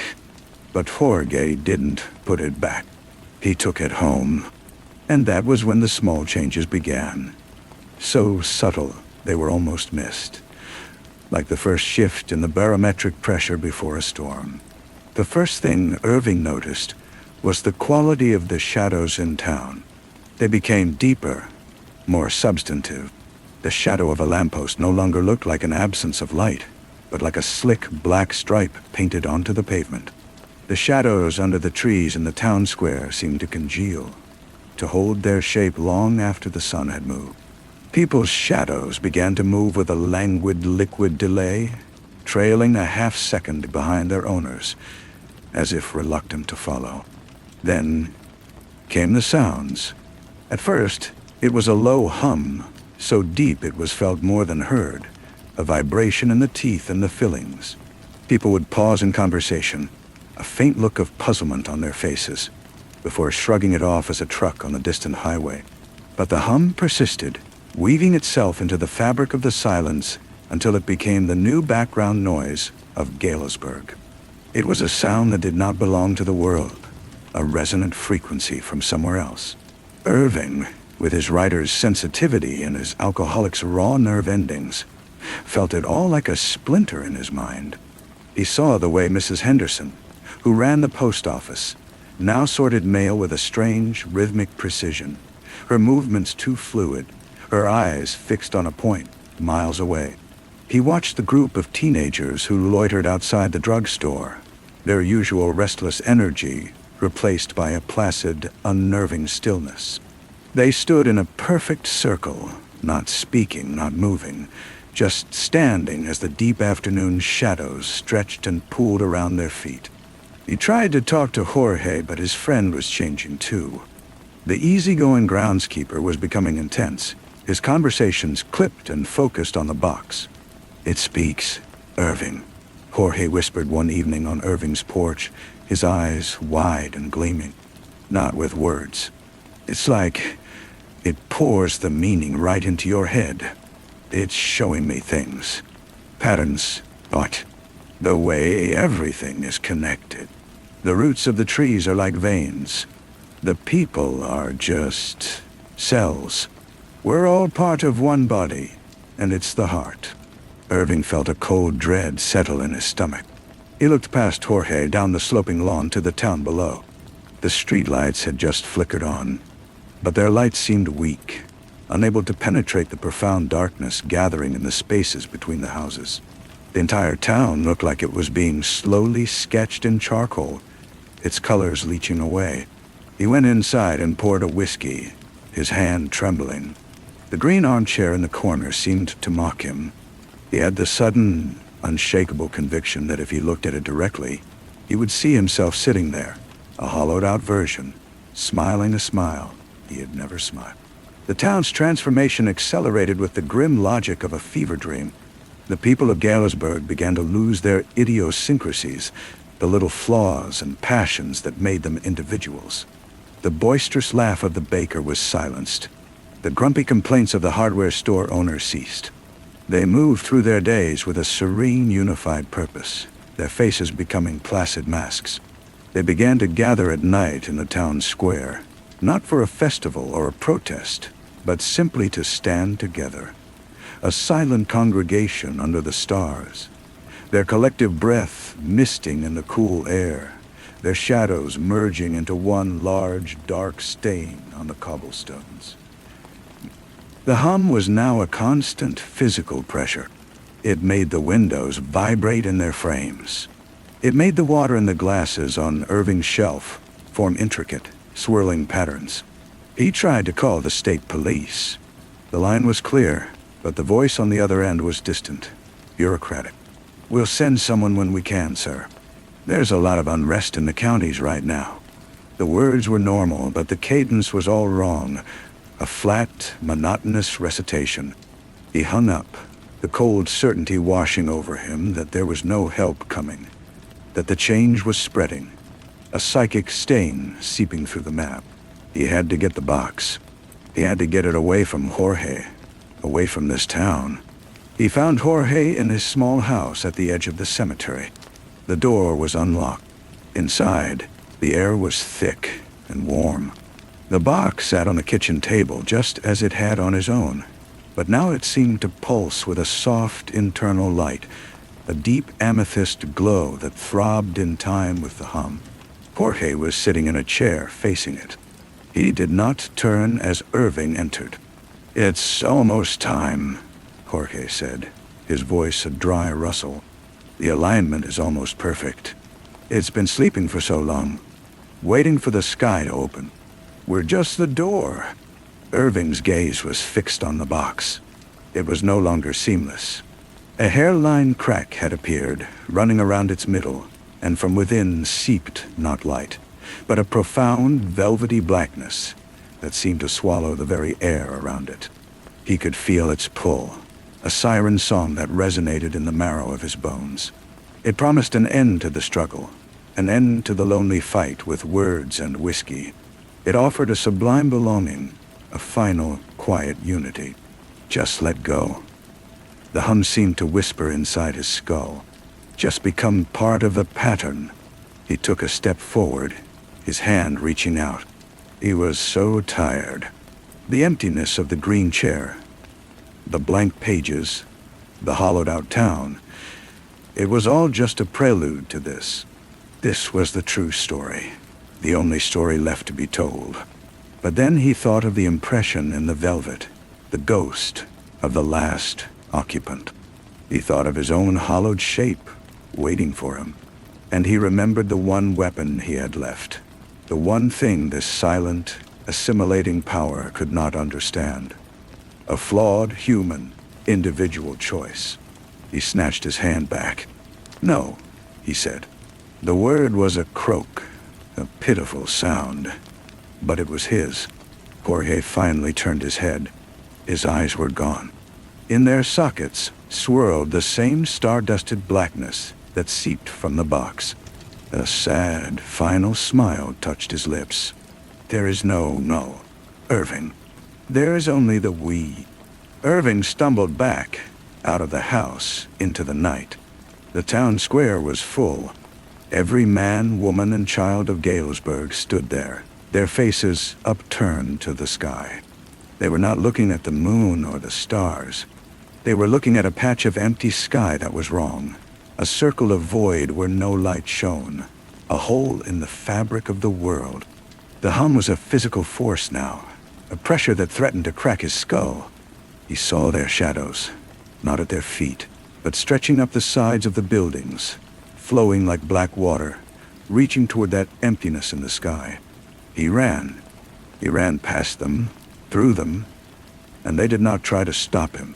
They were beyond him now, part of a chorus he could never join. He ran to the edge of town, to the old road that led out of the valley. He stood there, chest heaving, and looked back. The thing in the sky opened. It was not a light, but an inversion, a tear through which poured the true ancient darkness that existed before light was ever conceived. And from the town, from every person and every shadow, a stream of essence, of consciousness, flowed upward in a silent, beautiful, terrible ribbon, pouring itself into the void. The humming stopped. A silence fell, deeper than any silence he had ever known. A silence that was not an absence of sound, but the presence of something that had consumed it. He turned and fled up the road, into the woods, the only sound a ragged gasp of his own breath. He did not get far. The influence of the thing had a radius, a circumference of will, and he was still inside it. The trees around him began to whisper, not with leaves, but with voices, the unified voice of the town, a soft, chiding murmur. The shadows between the trunks thickened, reaching for him.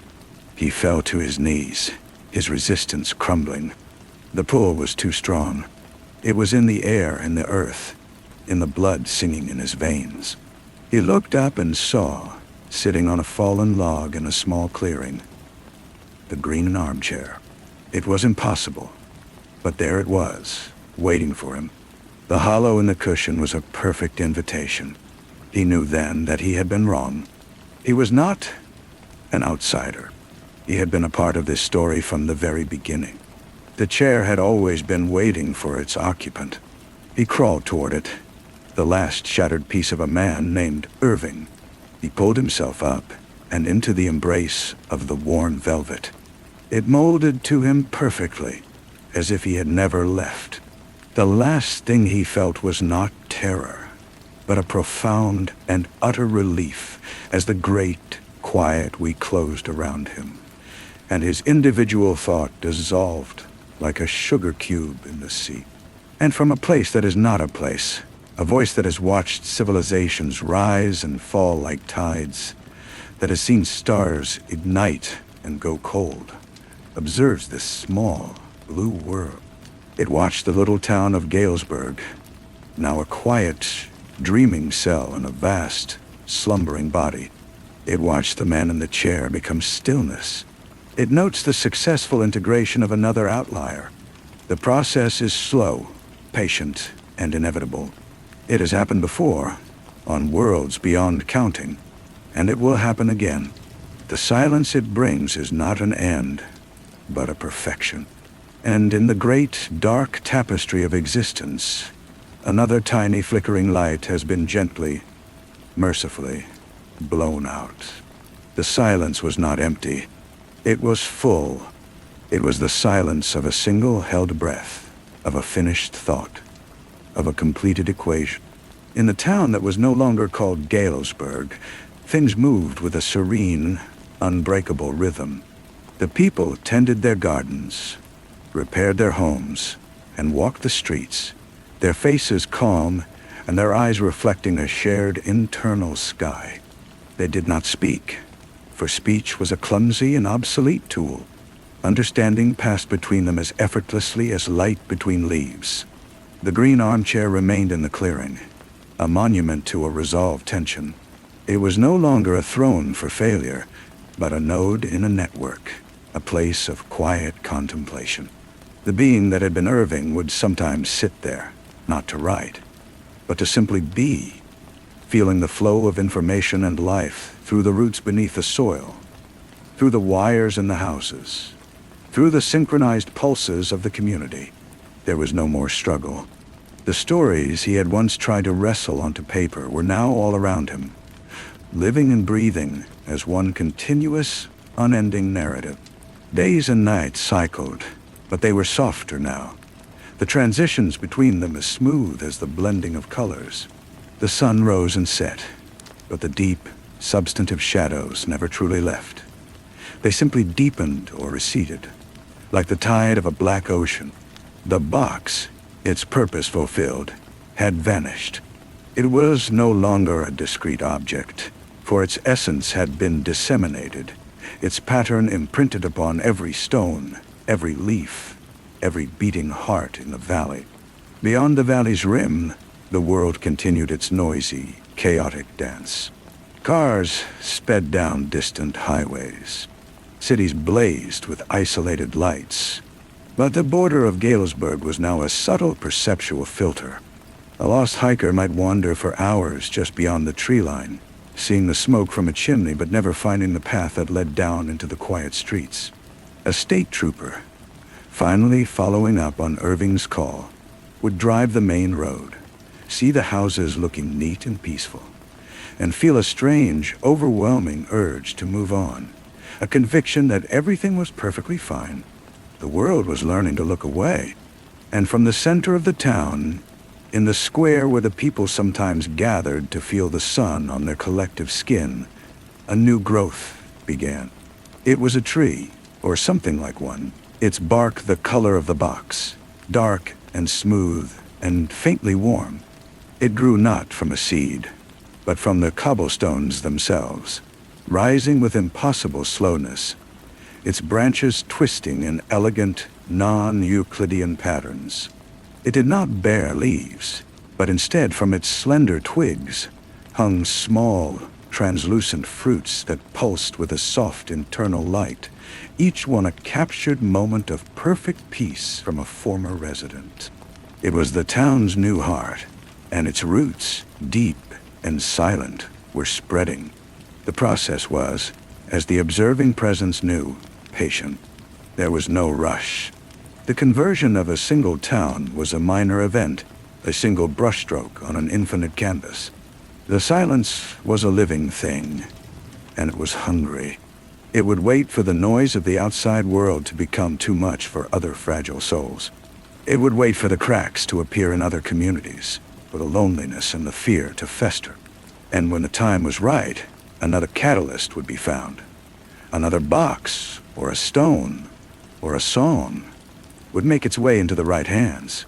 The silence was not an invasion, it was an invitation, and it was only a matter of time before more of the world, tired and broken, chose to accept. He found himself standing by the tree, though he had no memory of walking there. The being that was Irving reached out a hand and laid it upon the warm, dark bark. A cascade of images flowed into him, not as memories, but as current events.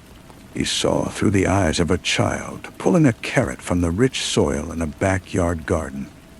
The vibrant orange a shock of pure sensation. He felt the satisfaction of Jorge's hands as they repaired a fence post, the grain of the wood a perfect text under his fingers. He was simultaneously reading a book in the library, the words on the page not needing to be interpreted, their meaning blooming directly in the mind. This was the story. There was no need to write it down. He was living inside it. A ripple passed through the we, a gentle shift in attention. A new presence was at the border. Not a lost hiker or a curious official. This one was different. This one was seeking. The being that was Irving, along with every other consciousness in the network, turned its collective awareness toward the eastern ridge. A man stood there, silhouetted against the gray sky. He wore a worn backpack and held a strange, intricate device made of polished brass and spinning wires that whirred softly. He was not looking at the town with confusion or the urge to leave. He was looking directly at the tree in the square, and his face was grim with understanding. The device in his hand whined, a sharp, dissonant sound that scratched against the seamless silence of the we. He was a whisper in a library, a wrong note in a symphony. The man took a step forward down the slope. The air at the town's edge shimmered, the perceptual filter strengthening. The path behind him seemed to vanish into a thick, gray mist. But he did not turn back. He adjusted a dial on his device, and the whine pitched higher, more insistent. He was cutting his way through with sound. A wave of profound, unified concern flowed through the we. This was not an outlier to be assimilated. This was a surgeon, an exciser. The being that was Irving felt the network's decision form, not as a command, but as a single, inevitable thought. The man was a threat to the perfection of the silence. He could not be allowed to leave. The shadows at the base of the ridge began to stir. They deepened, coalescing into forms that were almost human, but elongated and fluid. They did not attack. They simply began to walk toward the man, their movement a silent, gliding advance. The grass beneath their feet did not bend. The man saw them coming. He did not run. Instead, He slung the whirring device onto his back and pulled a small, flat object from his pocket. It was a notebook, bound in plain brown leather. He opened it, and as he did, he began to speak. His voice was low and steady, and each word was a hard, clear stone dropped into the still pond of the why. He did not speak of peace or unity. He spoke of names. He spoke of individual, messy, human things. He recited the baker's secret recipe for rye bread, the one he never wrote down. He recalled the sound of the hardware store owner's laugh when his daughter told a terrible joke. He described the exact shade of green of the armchair in Irving's study. With every word, a tiny, painful flicker ignited in the we, a ghost of a memory that belonged to one, not to all. The advancing shadows wavered, their forms becoming less distinct. The being that was Irving felt the words like hooks in his soul. They were pulling at something, a shape that had been dissolved. He saw the green chair again, not as a note of peace, but as a throne of surrender. He felt the old familiar ache of loneliness, the sting of a blank page. It's agony. The man was closer now, his voice growing stronger. He looked directly at the being that was Irving. "Irving," he said. And the name was a key, turning in a long locked door. "You were a writer. You fought for every word. This is not a story. This is the end of stories." A conflict erupted within the we, a seismic tear in its unity. The part that was Irving was remembering, and the memory was a contagion. The perfect silence was being polluted by the noise of a single, resurrected self. The man took another step, now at the edge of the town square. He looked at the pulsing heart tree with its fruits of captured peace. He did not look afraid. He looked sad. "The world needs your stories, Irving," he said softly, "not your silence." And in that moment, the being that was Irving made a second choice. It was a choice that tore at the fabric of the we, a scream in the chorus. He reached not for the unity, but for the memory of the pain, the struggle, the flawed and beautiful noise of being one alone. He turned his gaze inward, and he began to write. Not on paper, but on the silence itself. He wrote a story of resistance. He wrote a story of a man in a green chair who chose to stand up. The words were not ink, but intention. They were a scream fashioned from the very substance of the silence that sought to contain it. The being that was Irving felt the network recoil. The placid faces in the square twitched, a wave of distress passing through them like a wind through a field of grain. The heart tree's pulsing light faltered, its branches twisting in a sudden spastic contortion. The man with the notebook saw his chance. He raised his voice, shouting now, reciting a litany of lost things.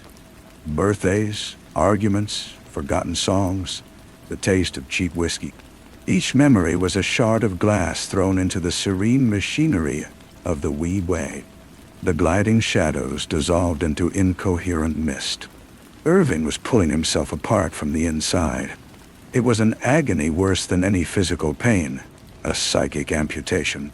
He was tearing out his own roots, and each one was connected to every other root in the town. He felt Jorge's profound sadness, the baker's confusion, the child's fear. They were all him, and he was betraying them all. But he kept writing. He wrote about the weight of the box. He wrote about the terror of the void in the sky. He wrote about the cowardly relief of the green chair. He wrote his confession, his indictment, his eulogy for the man he had been and the collective he had become. A high, thin sound pierced the air, the sound of the way's perfect unity fracturing. The perceptual filter at the town's edge flickered and died. The gray mist vanished, revealing the stark, real woods beyond. The world, with all its noise and chaos, was suddenly right there, pressing in. The man was at his side now, his hand on Irving's arm. The touch was electric, a jolt of alien individuality. "We have to go, now." While it's disoriented, Irving looked at the people in the square. They were no longer a single entity.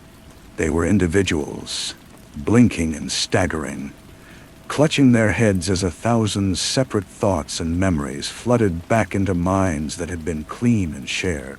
A woman began to cry. A man shouted in confusion. The silence was broken, replaced by a rising cacophony of rediscovered selves.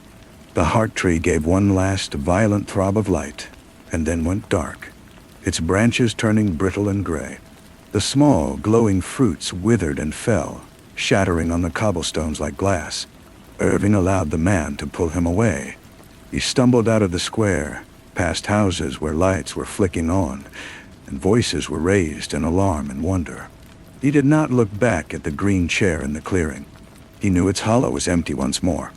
They reached the ridge, and only then did Irving stop, his body trembling with exhaustion and the trauma of his own rebirth.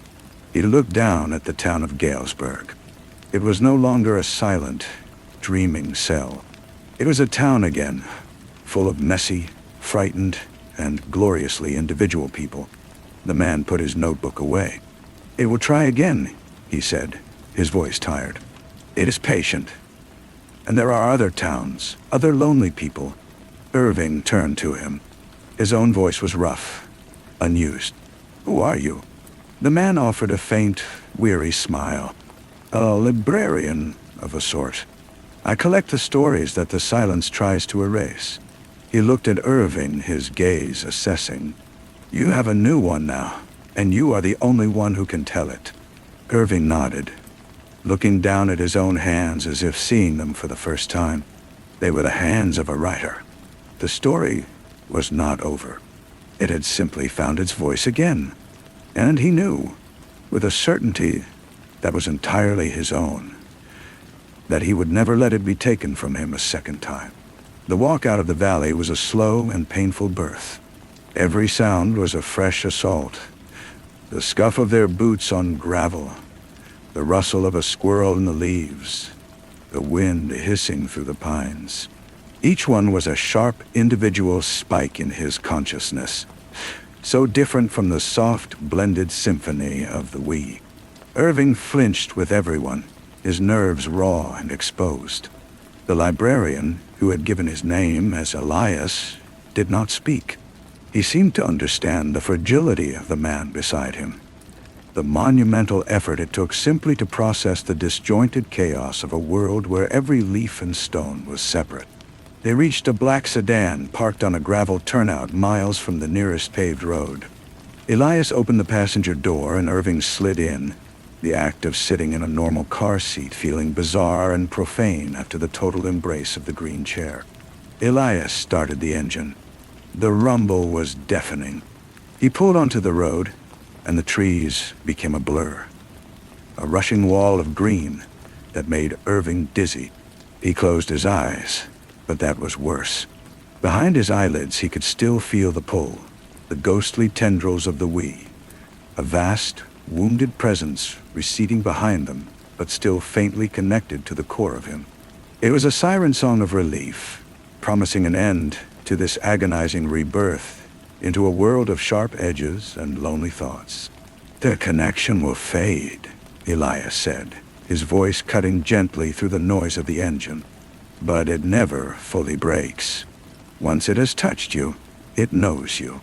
You will always hear the whisper of the silence, especially when your own world becomes too loud." "Shall..."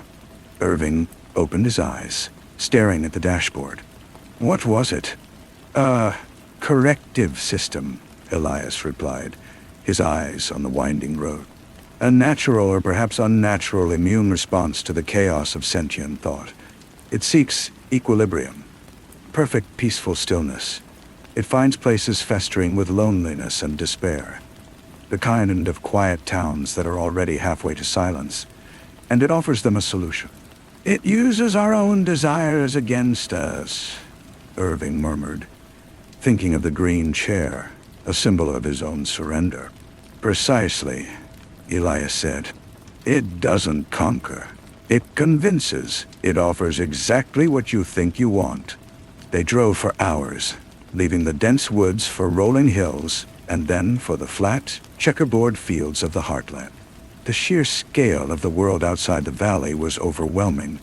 So much space. So many isolated lives, any one of which could be the next target. Why me? Irving asked finally. Why did I come back when the others didn't? Elias glanced at him. Because you are a storyteller. At your core, even when you were drowning in failure, you believed in the sanctity of the individual narrative. My device and my words created the crack, but you were the one who forced it open from the inside. You chose the messy, painful story over the perfect, silent one. That is a power it can never truly understand. As night fell, they arrived at a small, nondescript building on the outskirts of a city Irving didn't recognize. It looked like a forgotten storage facility. Elias led him inside, through a plain door, and into a space that defied the humble exterior. It was a library, but unlike any other. The air smelled of old paper, dust, and ozone. The shelves were not made of wood, but of a dark, smooth material that seemed to absorb the light. And on these shelves were not books, but objects. A smooth, gray stone. A child's music box. A tarnished silver locket. A cracked dinner plate. Each one sat in its own niche, and each one seemed to hum with a faint, residual energy.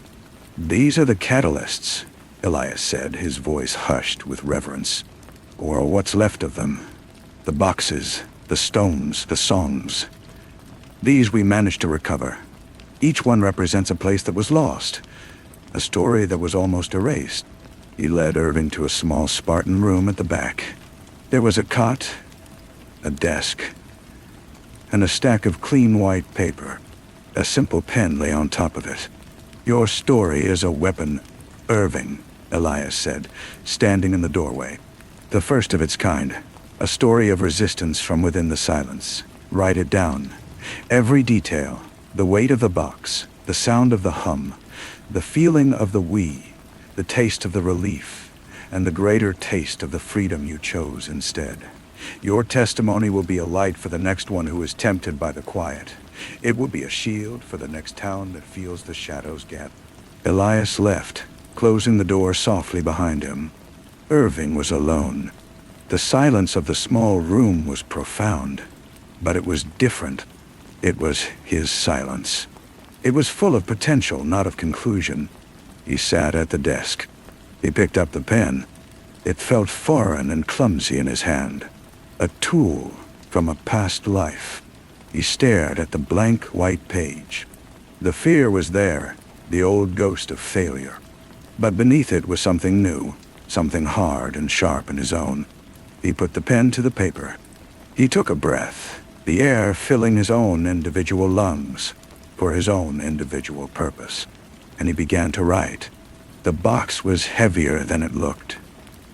The words were slow at first, each one a struggle against the lingering pull of the collective, a fight to reclaim the singular ownership of a thought.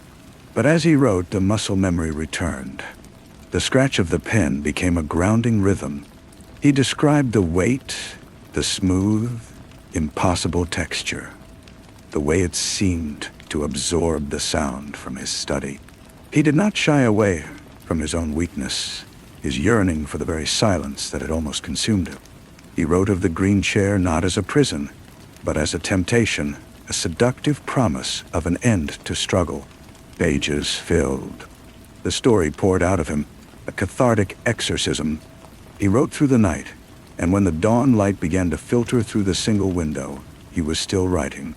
He did not feel tired.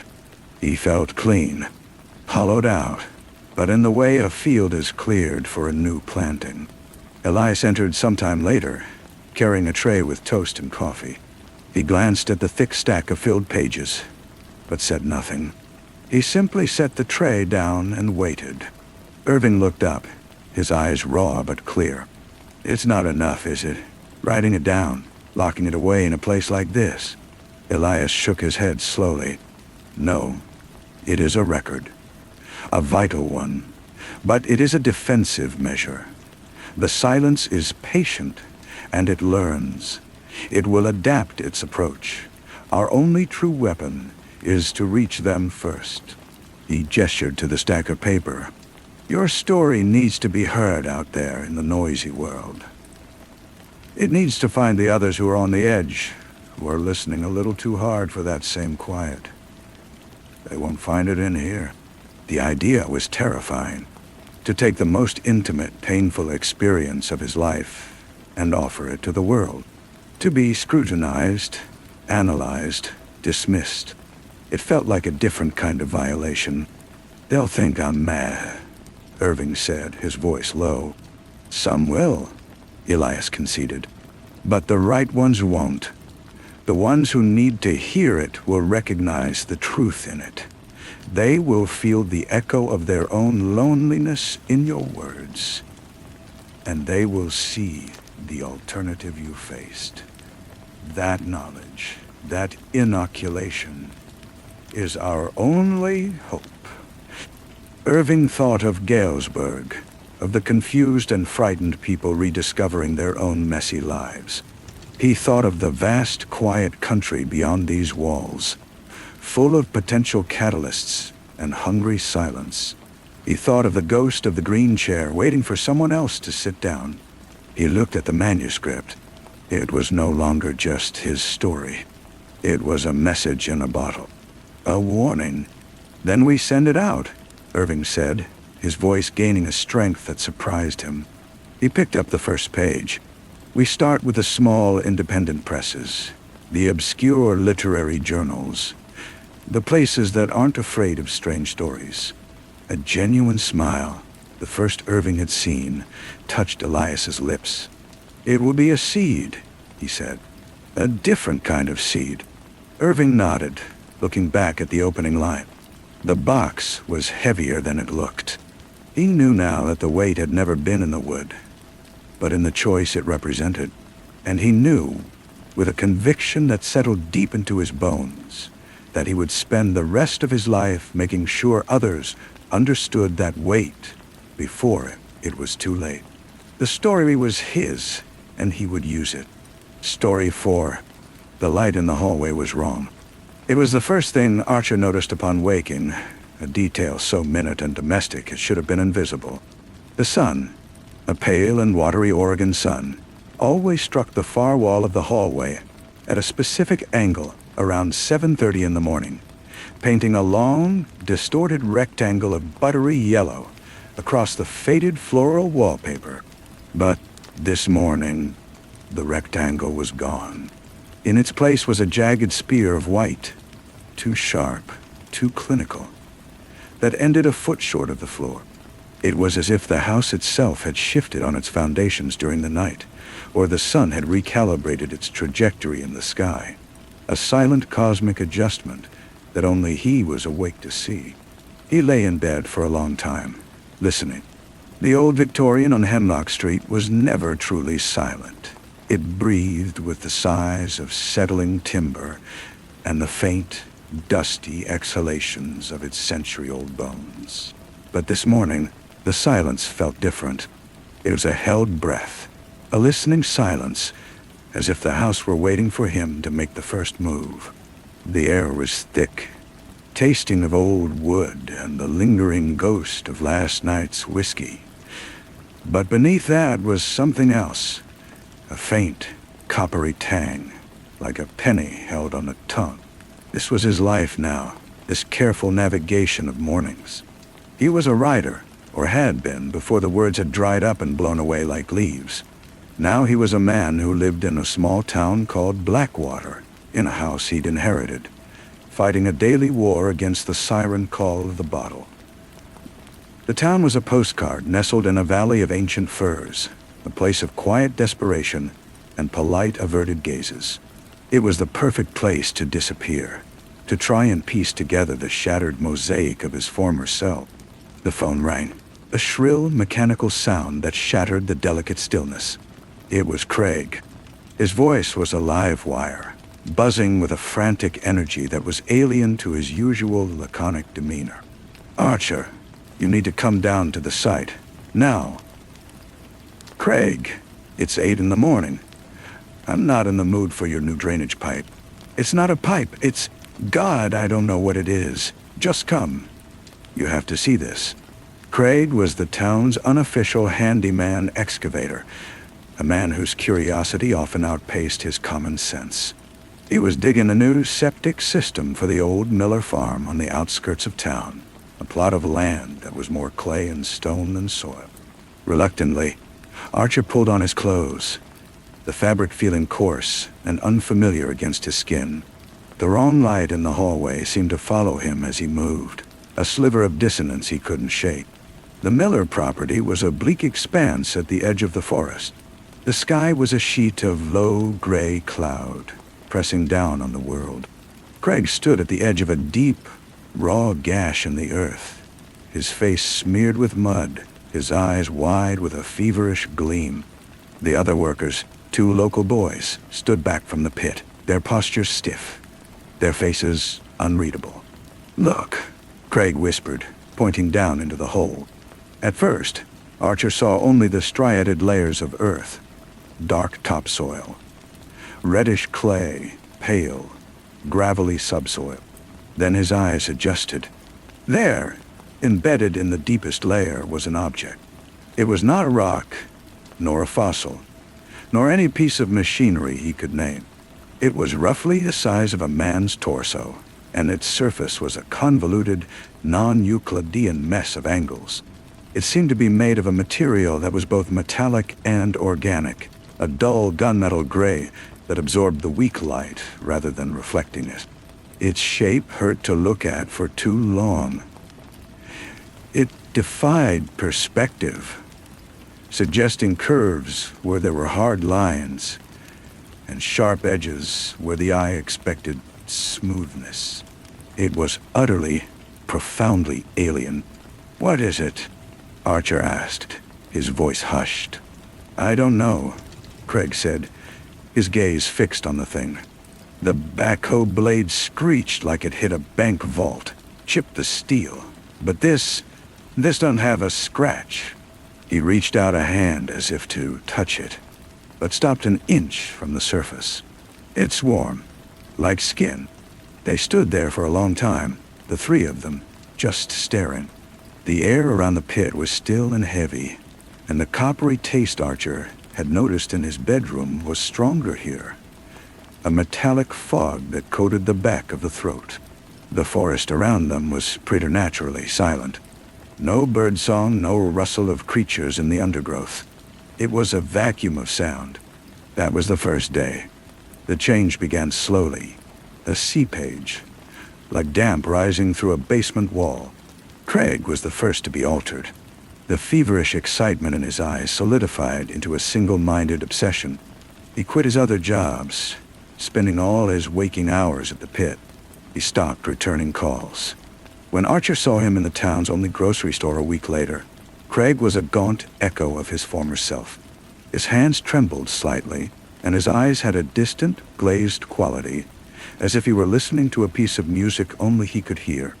"It speaks," he murmured to Archer in the canned goods aisle, his breath smelling strangely of ozone and wet stone.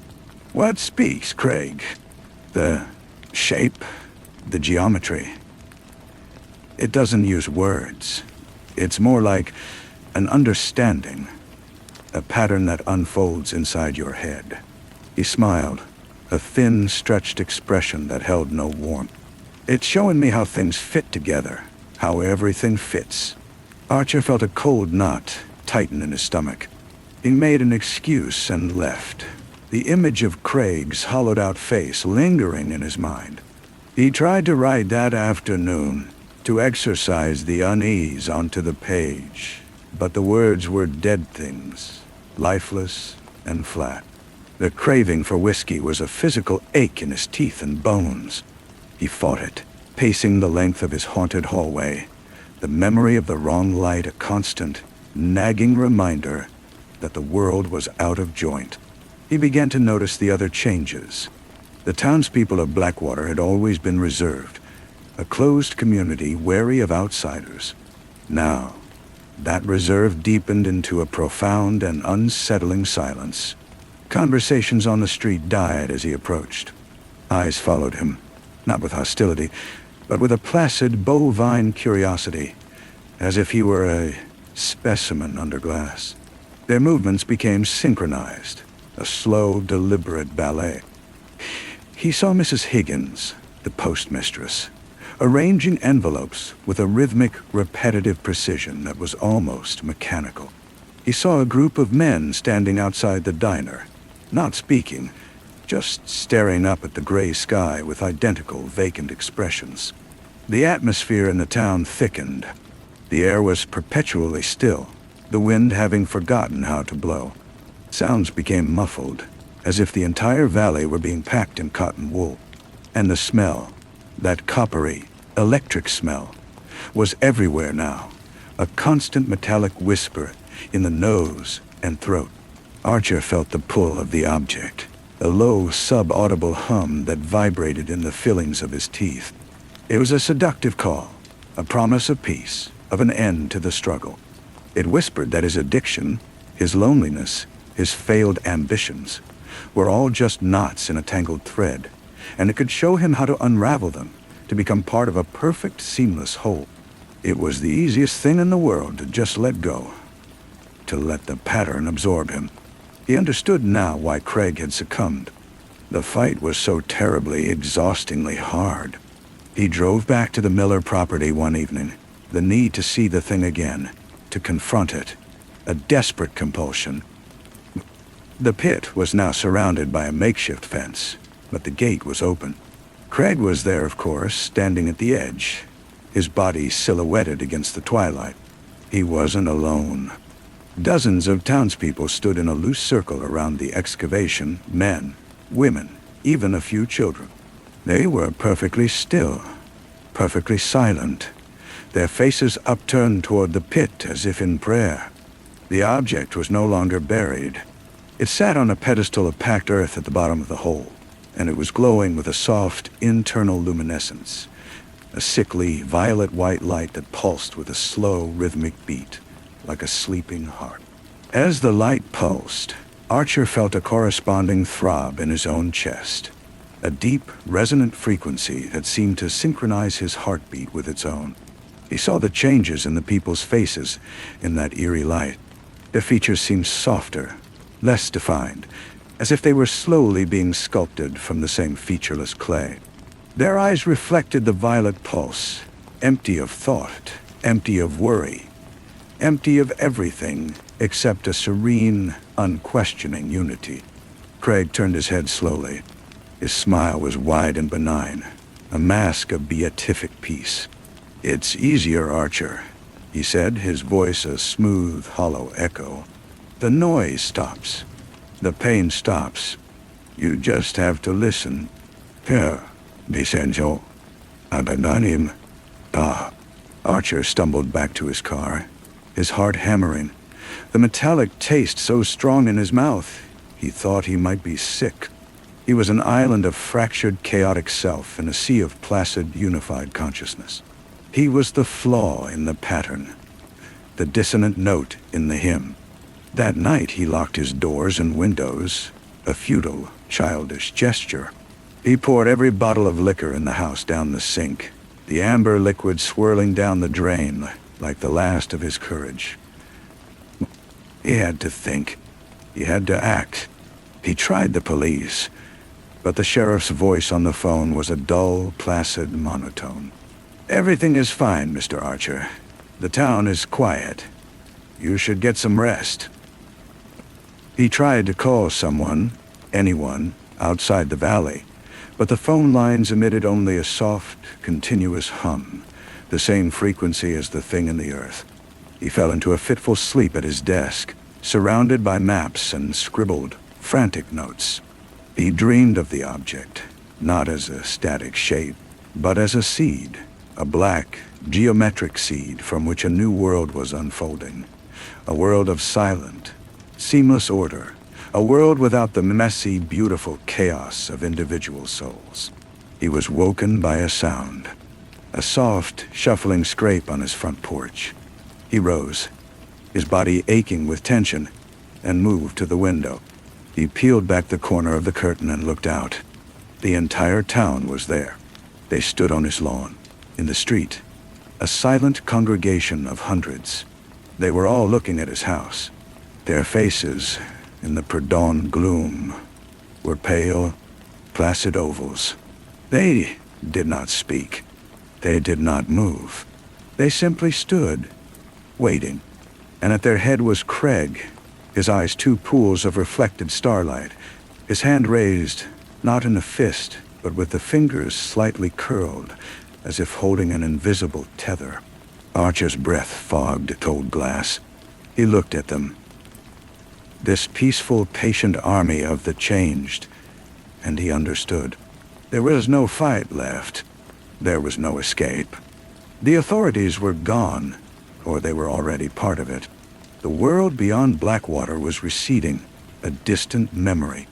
The pattern was here, and it was complete except for one last, ragged thread. He was the last knot, and they had come to unravel him. The doorknob to his study began to turn, slowly, smoothly, without a sound. The brass knob rotated with an oiled precision that was deeply wrong. The lock, a heavy, old-fashioned deadbolt he had thrown just hours before, made no sound as it retracted. Archer stood frozen, his back pressed against the cold wall, his eyes fixed on that slowly moving circle of brass. He had no weapon. The thought was a ludicrous spark in the storm of his fear. What would a weapon do against whatever was on the other side of that door? The door did not swing open violently. It simply drifted inward, as if pushed by a gentle, persistent draft. Craig stood in the doorway, illuminated by the strange, flat light of the hallway. He was not alone. Archer could see the pale, silent faces of others crowding the space behind him, a human wall of quiet expectation. Craig's expression was one of infinite patience. He looked at Archer not as a person, but as a problem in geometry that required a final, simple solution. His eyes held no malice, no anger, only a calm, focused intent. "It's time to come home, Archer," Craig said. His voice was not his own. It was a chorus, a subtle layering of dozens of whispers, all speaking in perfect unison. The sound of it was dry, like leaves skittering across stone. Archer's mind, for a terrifying second, wanted to agree. The part of him that was tired of the fight, tired of the thirst, tired of the crushing weight of his own consciousness, saw the serene emptiness in their faces and yearned for it. It would be so easy to let the hum fill him, to let the pattern smooth out the jagged edges of his soul. But another part, a smaller, fiercer part, that was all that remained of the man he used to be, recoiled. It was the part that had once wrestled with sentences until they bled meaning, the part that loved the messy, imperfect struggle of being alive. That part looked at the hollowed-out vessel that was Craig and felt not fear, but a profound and grieving pity. He took a step back, his legs feeling like water. His hip bumped against the heavy oak desk. His hand, moving of its own volition, scrambled across the cluttered surface and closed around the only thing that felt solid and real. It was a stone paperweight. A river rock had kept on his desk for years, smooth and cold and heavy in his palm. Craig took a step into the room. The others began to flow in behind him, their movements fluid and coordinated, like a single organism. They did not rush. They simply advanced, their silence more threatening than any shouted threat. "There is no need for that," the chorus voice said, Craig's eyes flicking to the paperweight in Archer's hand. "There is no pain where we are going, only unity." Archer's breath hitched. He could smell them now. A collective exhalation of that coppery ozone and something else, something dry and ancient, like the air from a long-sealed tomb.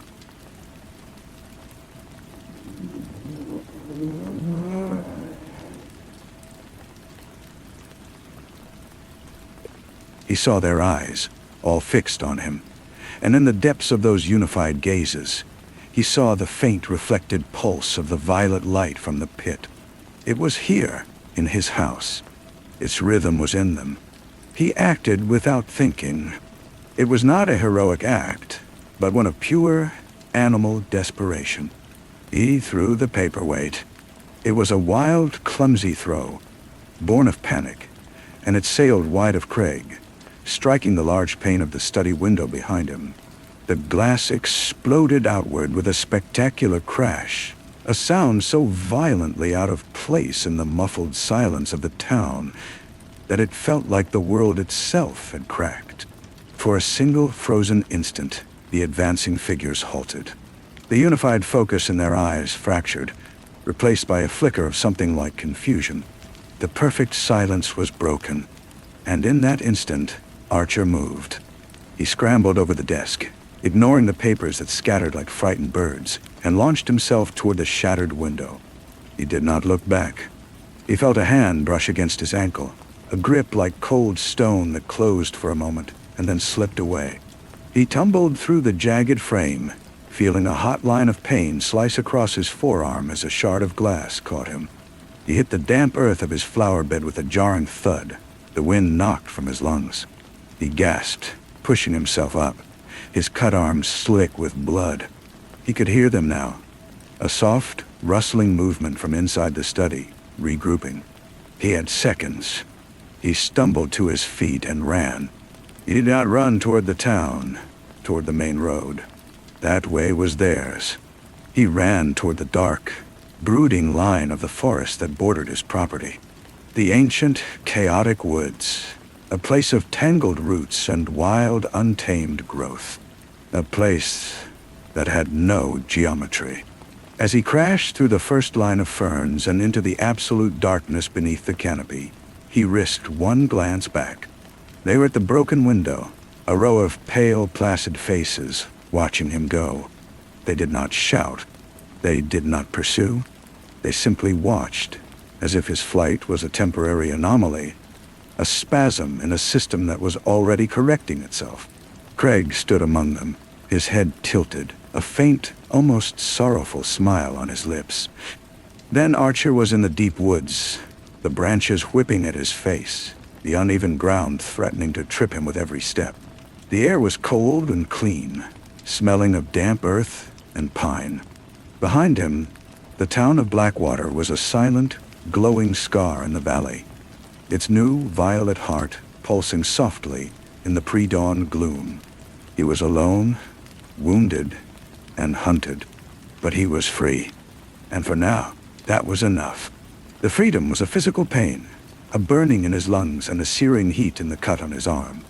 He ran until the trees closed in so tightly he could no longer see the glow of the town, until the only light was a faint gray hint of dawn filtering through the thick canopy. His breath plumed in the frigid air, each gasp a small victory against the suffocating silence he had left behind. He finally collapsed against the massive, gnarled trunk of an ancient cedar, his body trembling with exhaustion and shock. He was in the deep wild now, a place the townspeople rarely ventured. Here, the rules of Blackwater did not apply. The air, though cold, was clean. The coppery taste was gone, replaced by the honest scent of rotting leaves and wet bark. The hum was a distant vibration, a memory in his teeth. He was an intruder in this primal space, but for the first time in weeks, he felt like he was inside his own skin. He tore a strip from the tail of his shirt and wrapped his forearm, wincing as he pulled the fabric tight. The bleeding slowed. It was a real injury, a human pain. And he clung to the sensation.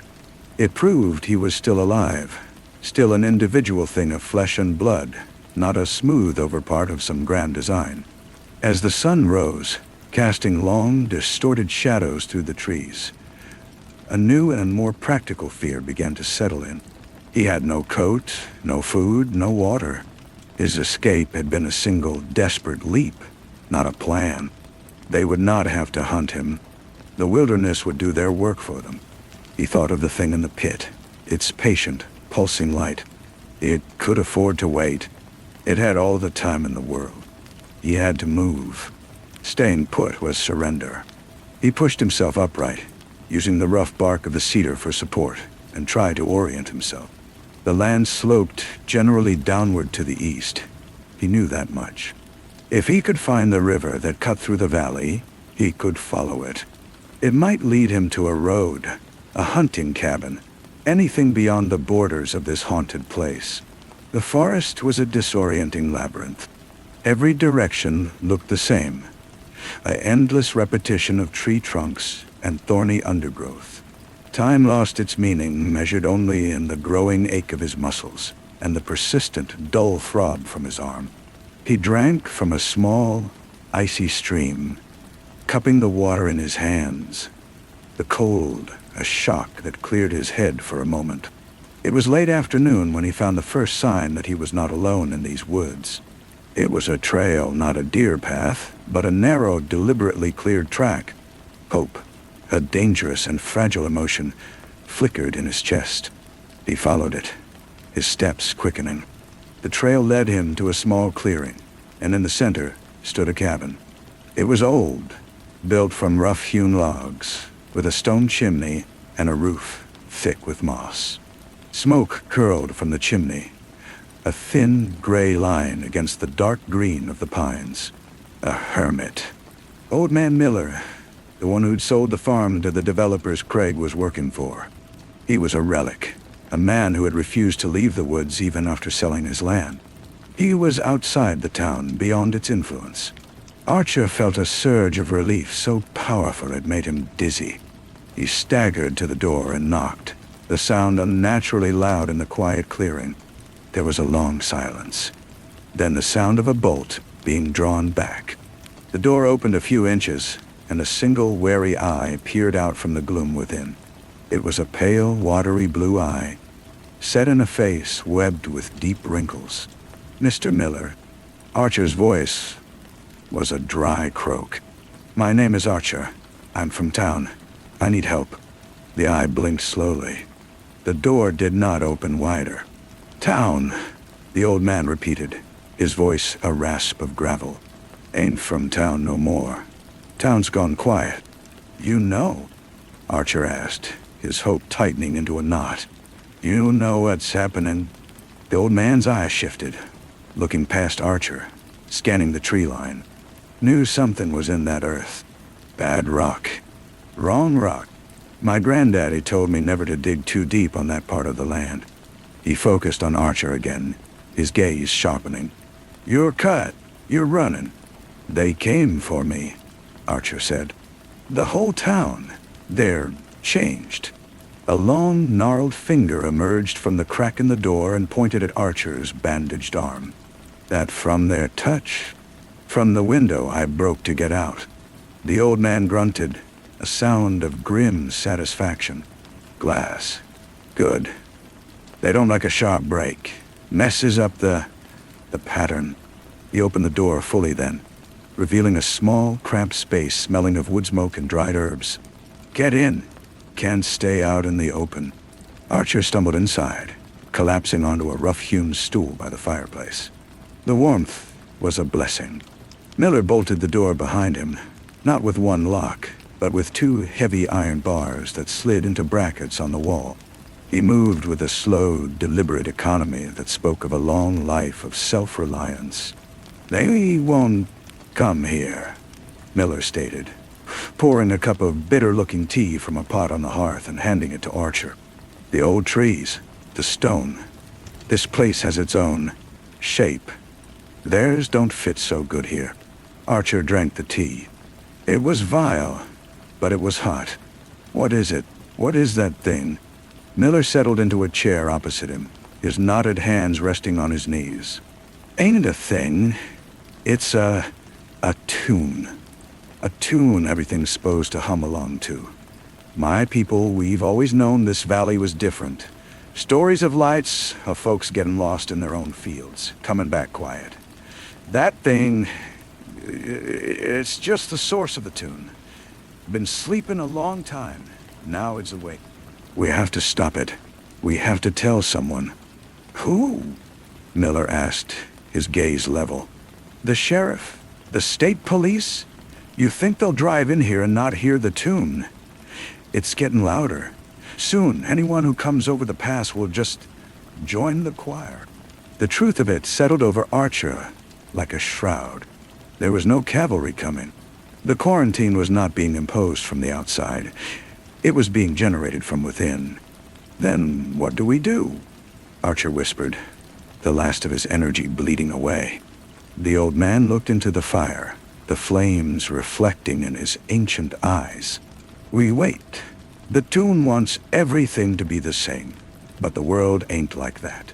A forest has rot and new growth. A river has rocks that break the current. Maybe we're the rocks." He looked back at Archer. "You broke the glass. That was a sharp break. A wrong note. That's something." Outside, the wind picked up, sighing through the pines. It was a natural sound, a wild and comforting noise after the dead silence of the town. Inside the cabin, surrounded by the scent of smoke and herbs, Archer felt a sliver of something he had not felt in a very long time. It was not hope. Not quite. It was resolve. He was a flaw in the pattern, a dissonant note, and he would keep on ringing. The old man rose and shuffled to a small, cluttered workbench under the window. He came back with a cloth bundle, which he unrolled on the floor between them. Inside lay a collection of objects that seemed to have no relation to one another.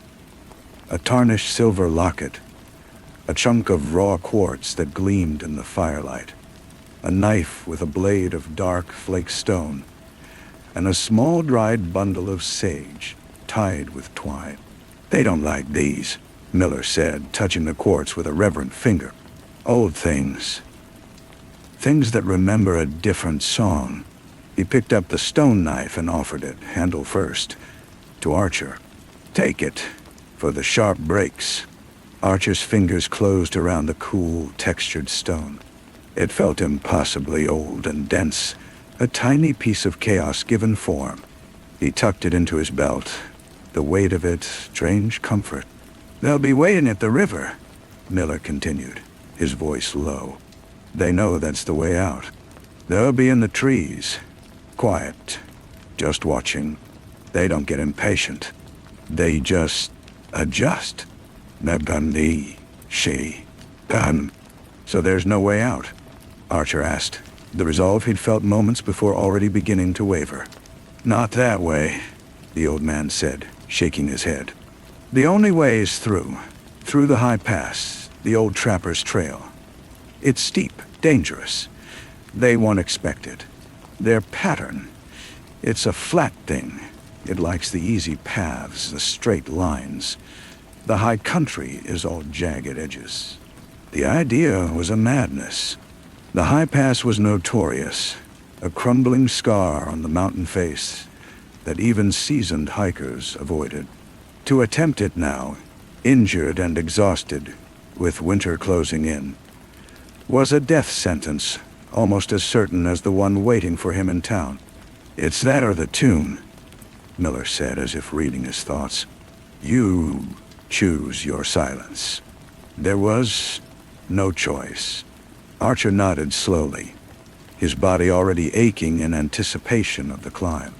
Miller gave him a small, greasy pouch of dried meat and directions that were more feeling than map. "Follow the spine of the ridge until the trees thin to nothing. Then climb toward the place where the wind screams." As Archer prepared to leave, the old man placed a hand on his shoulder. His grip was surprisingly strong.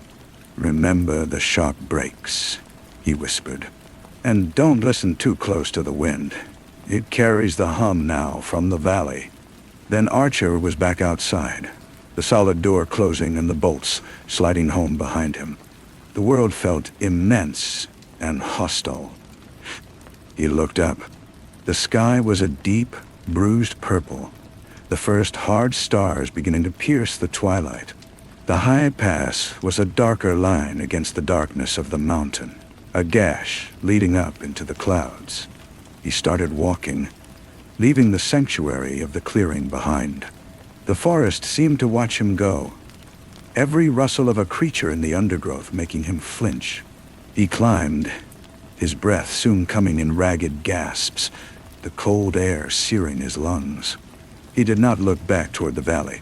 He could feel its presence at his back, a soft, violet pressure against his mind. Hours later, as he emerged above the tree line, the wind hit him like a physical blow. It was a chaotic, roaring force, tearing at his clothes and whipping his hair into his eyes. It was nothing like the dead, passive silence of the town. This was a wild, mindless violence, and he welcomed it. He clung to the rock face, inching his way along a narrow ledge, his fingers growing numb. And then he heard it. Faint at first, almost lost in the gale, but growing steadily clearer. A hum. It was the same frequency, the same insidious vibration. But it was being played on a different instrument. The wind itself was now the carrier, whistling the tune through the crags and fissures of the mountain. It was trying to smooth even this ragged place, to fit the chaos of the storm into its perfect geometric order. Archer pressed on, the sound worming its way into his skull. He focused on the pain in his muscles, the bite of the stone knife against his hip, the raw, real feel of the granite under his hands. He was a rock, a sharp break. He reached a wider ledge and allowed himself a moment's rest, turning to look back the way he had come. The entire Blackwater Valley was spread out below him, nestled in its bowl of mountains. And at its center, the pit glowed with a fierce, unwavering violet light. From this height, he could see the pattern clearly. The light pulsed along the roads and property lines, a web of luminous order, a circuit board of silent souls. It was beautiful, in a horrifying final way. A movement on the ledge below caught his eye. Figures, dozens of them. They were climbing, their movements unnaturally synchronized and fluid, like a stream of ants flowing up the mountain. They did not struggle against the wind or the terrain. The rock itself seemed to smooth for them, their passage leaving no trace. They moved with a single, placid purpose. They were coming for him. They had adjusted. He was not going to make it over the pass. The realization was cold and absolute.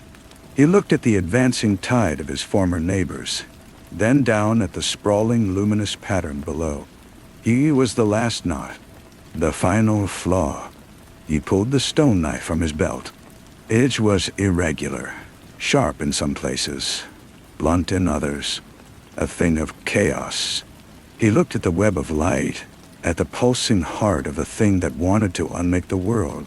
He couldn't stop it. He couldn't escape it, but he could still make a noise. Taking a deep breath of the screaming, humming wind, Archer threw back his head and shouted. It was not a word, not a scream of defiance, but a raw, dissonant cry. The sound of a single, fractured soul refusing to be smoothed away. The sound was torn to shreds by the gale, but for a moment it existed. A sharp break in the endless, patient tune. He stood there, his cry fading into the wind's roar, waiting for the end. The climbers did not slow. They were close enough now that he could see their faces, blank and serene as polished stones, their eyes reflecting the distant violet glow. They would reach him in minutes. Then a new sound cut through the hum and the gale, a low, deep groan that seemed to come from the mountain itself. The ledge beneath Archer's feet shuddered. A web of cracks appeared in the rock face to his right. The climbers below him paused, their unified motion faltering for the first time. Their heads tilted in unison, a gesture of collective confusion. The groan became a roar. A section of the cliff, weakened by the unnatural resonance humming through the stone, or simply by the ancient, chaotic will of the mountain, gave way. It was not a collapse, but a slide, a cascade of rock and shale that swept down the slope. It missed Archer's ledge by a dozen feet, but it engulfed the path of the climbers.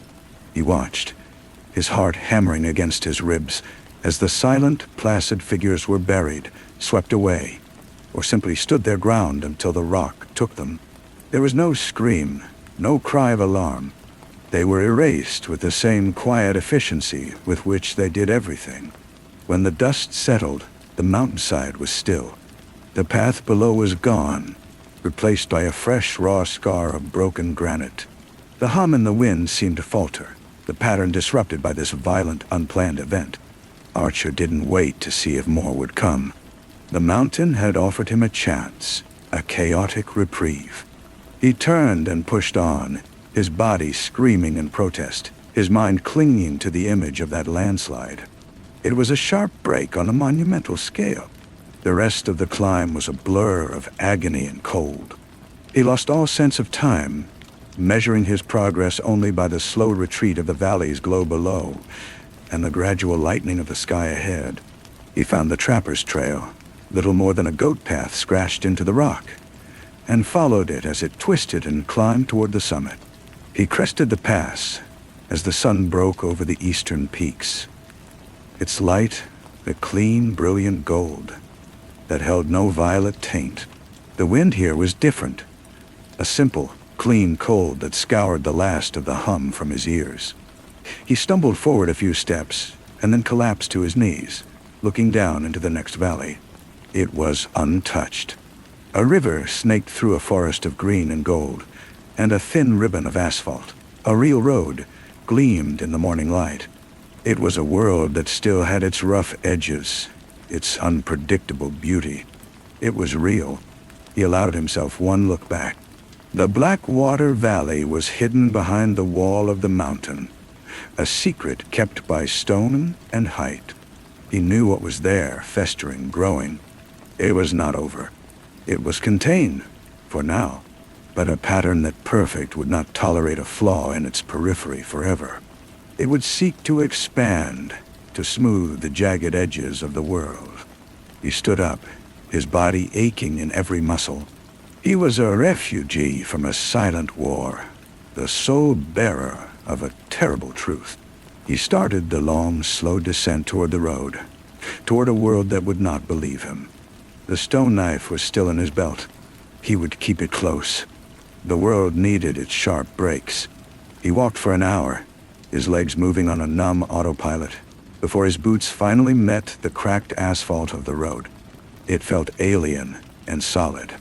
A rusted pickup truck rattled past, its driver giving Archer a long, slow look of suspicion before speeding up. He was a spectacle. A wild-eyed man in torn, dirty clothes, stumbling out of the wilderness. The first town he came to was just a wide spot in the road. A gas station, a diner, a post office with a faded flag. The normality of it was a physical shock. A radio played a country song from a tinny speaker. A dog barked.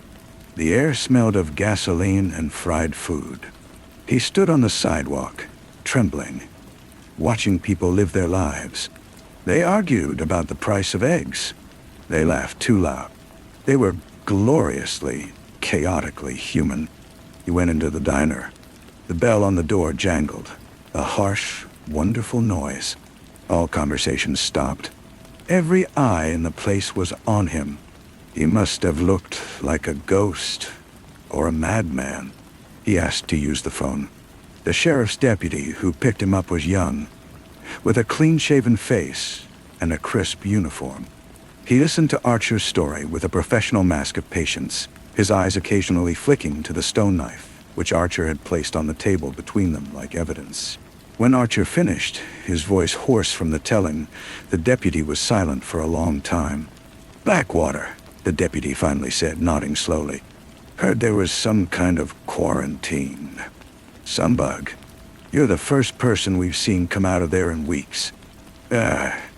It's not a bug," Archer whispered, the exhaustion crashing down on him. "It's what I told you." The deputy's mask slipped for just a second, revealing a deep, unsettling pity. "We'll get you to a hospital, sir. Get you checked out. You've been through an ordeal." They put him in the back of the patrol car. As they drove away from the mountains, Archer watched them recede in the rearview mirror, a solid blue wall against the sky.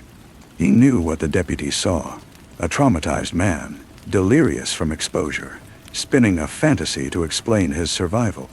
They would sedate him, ask him gentle questions, and file his story away under mental breakdown. He leaned his head against the cool glass of the window. They would not send anyone back in. They would respect the quarantine. They would, in their own way, help the thing in the valley by containing its only witness. He closed his eyes. He could still feel the hum, a phantom vibration in the marrow of his bones. It was a part of him now. He was the flaw that had escaped, the dissonant note that had been cast out into the world. And as the car carried him toward the sterile silence of a hospital room, he knew his work was not done. He had to find others who could hear the wrongness in the air, who understood that some silences were a lie. He had to find more sharp breaks.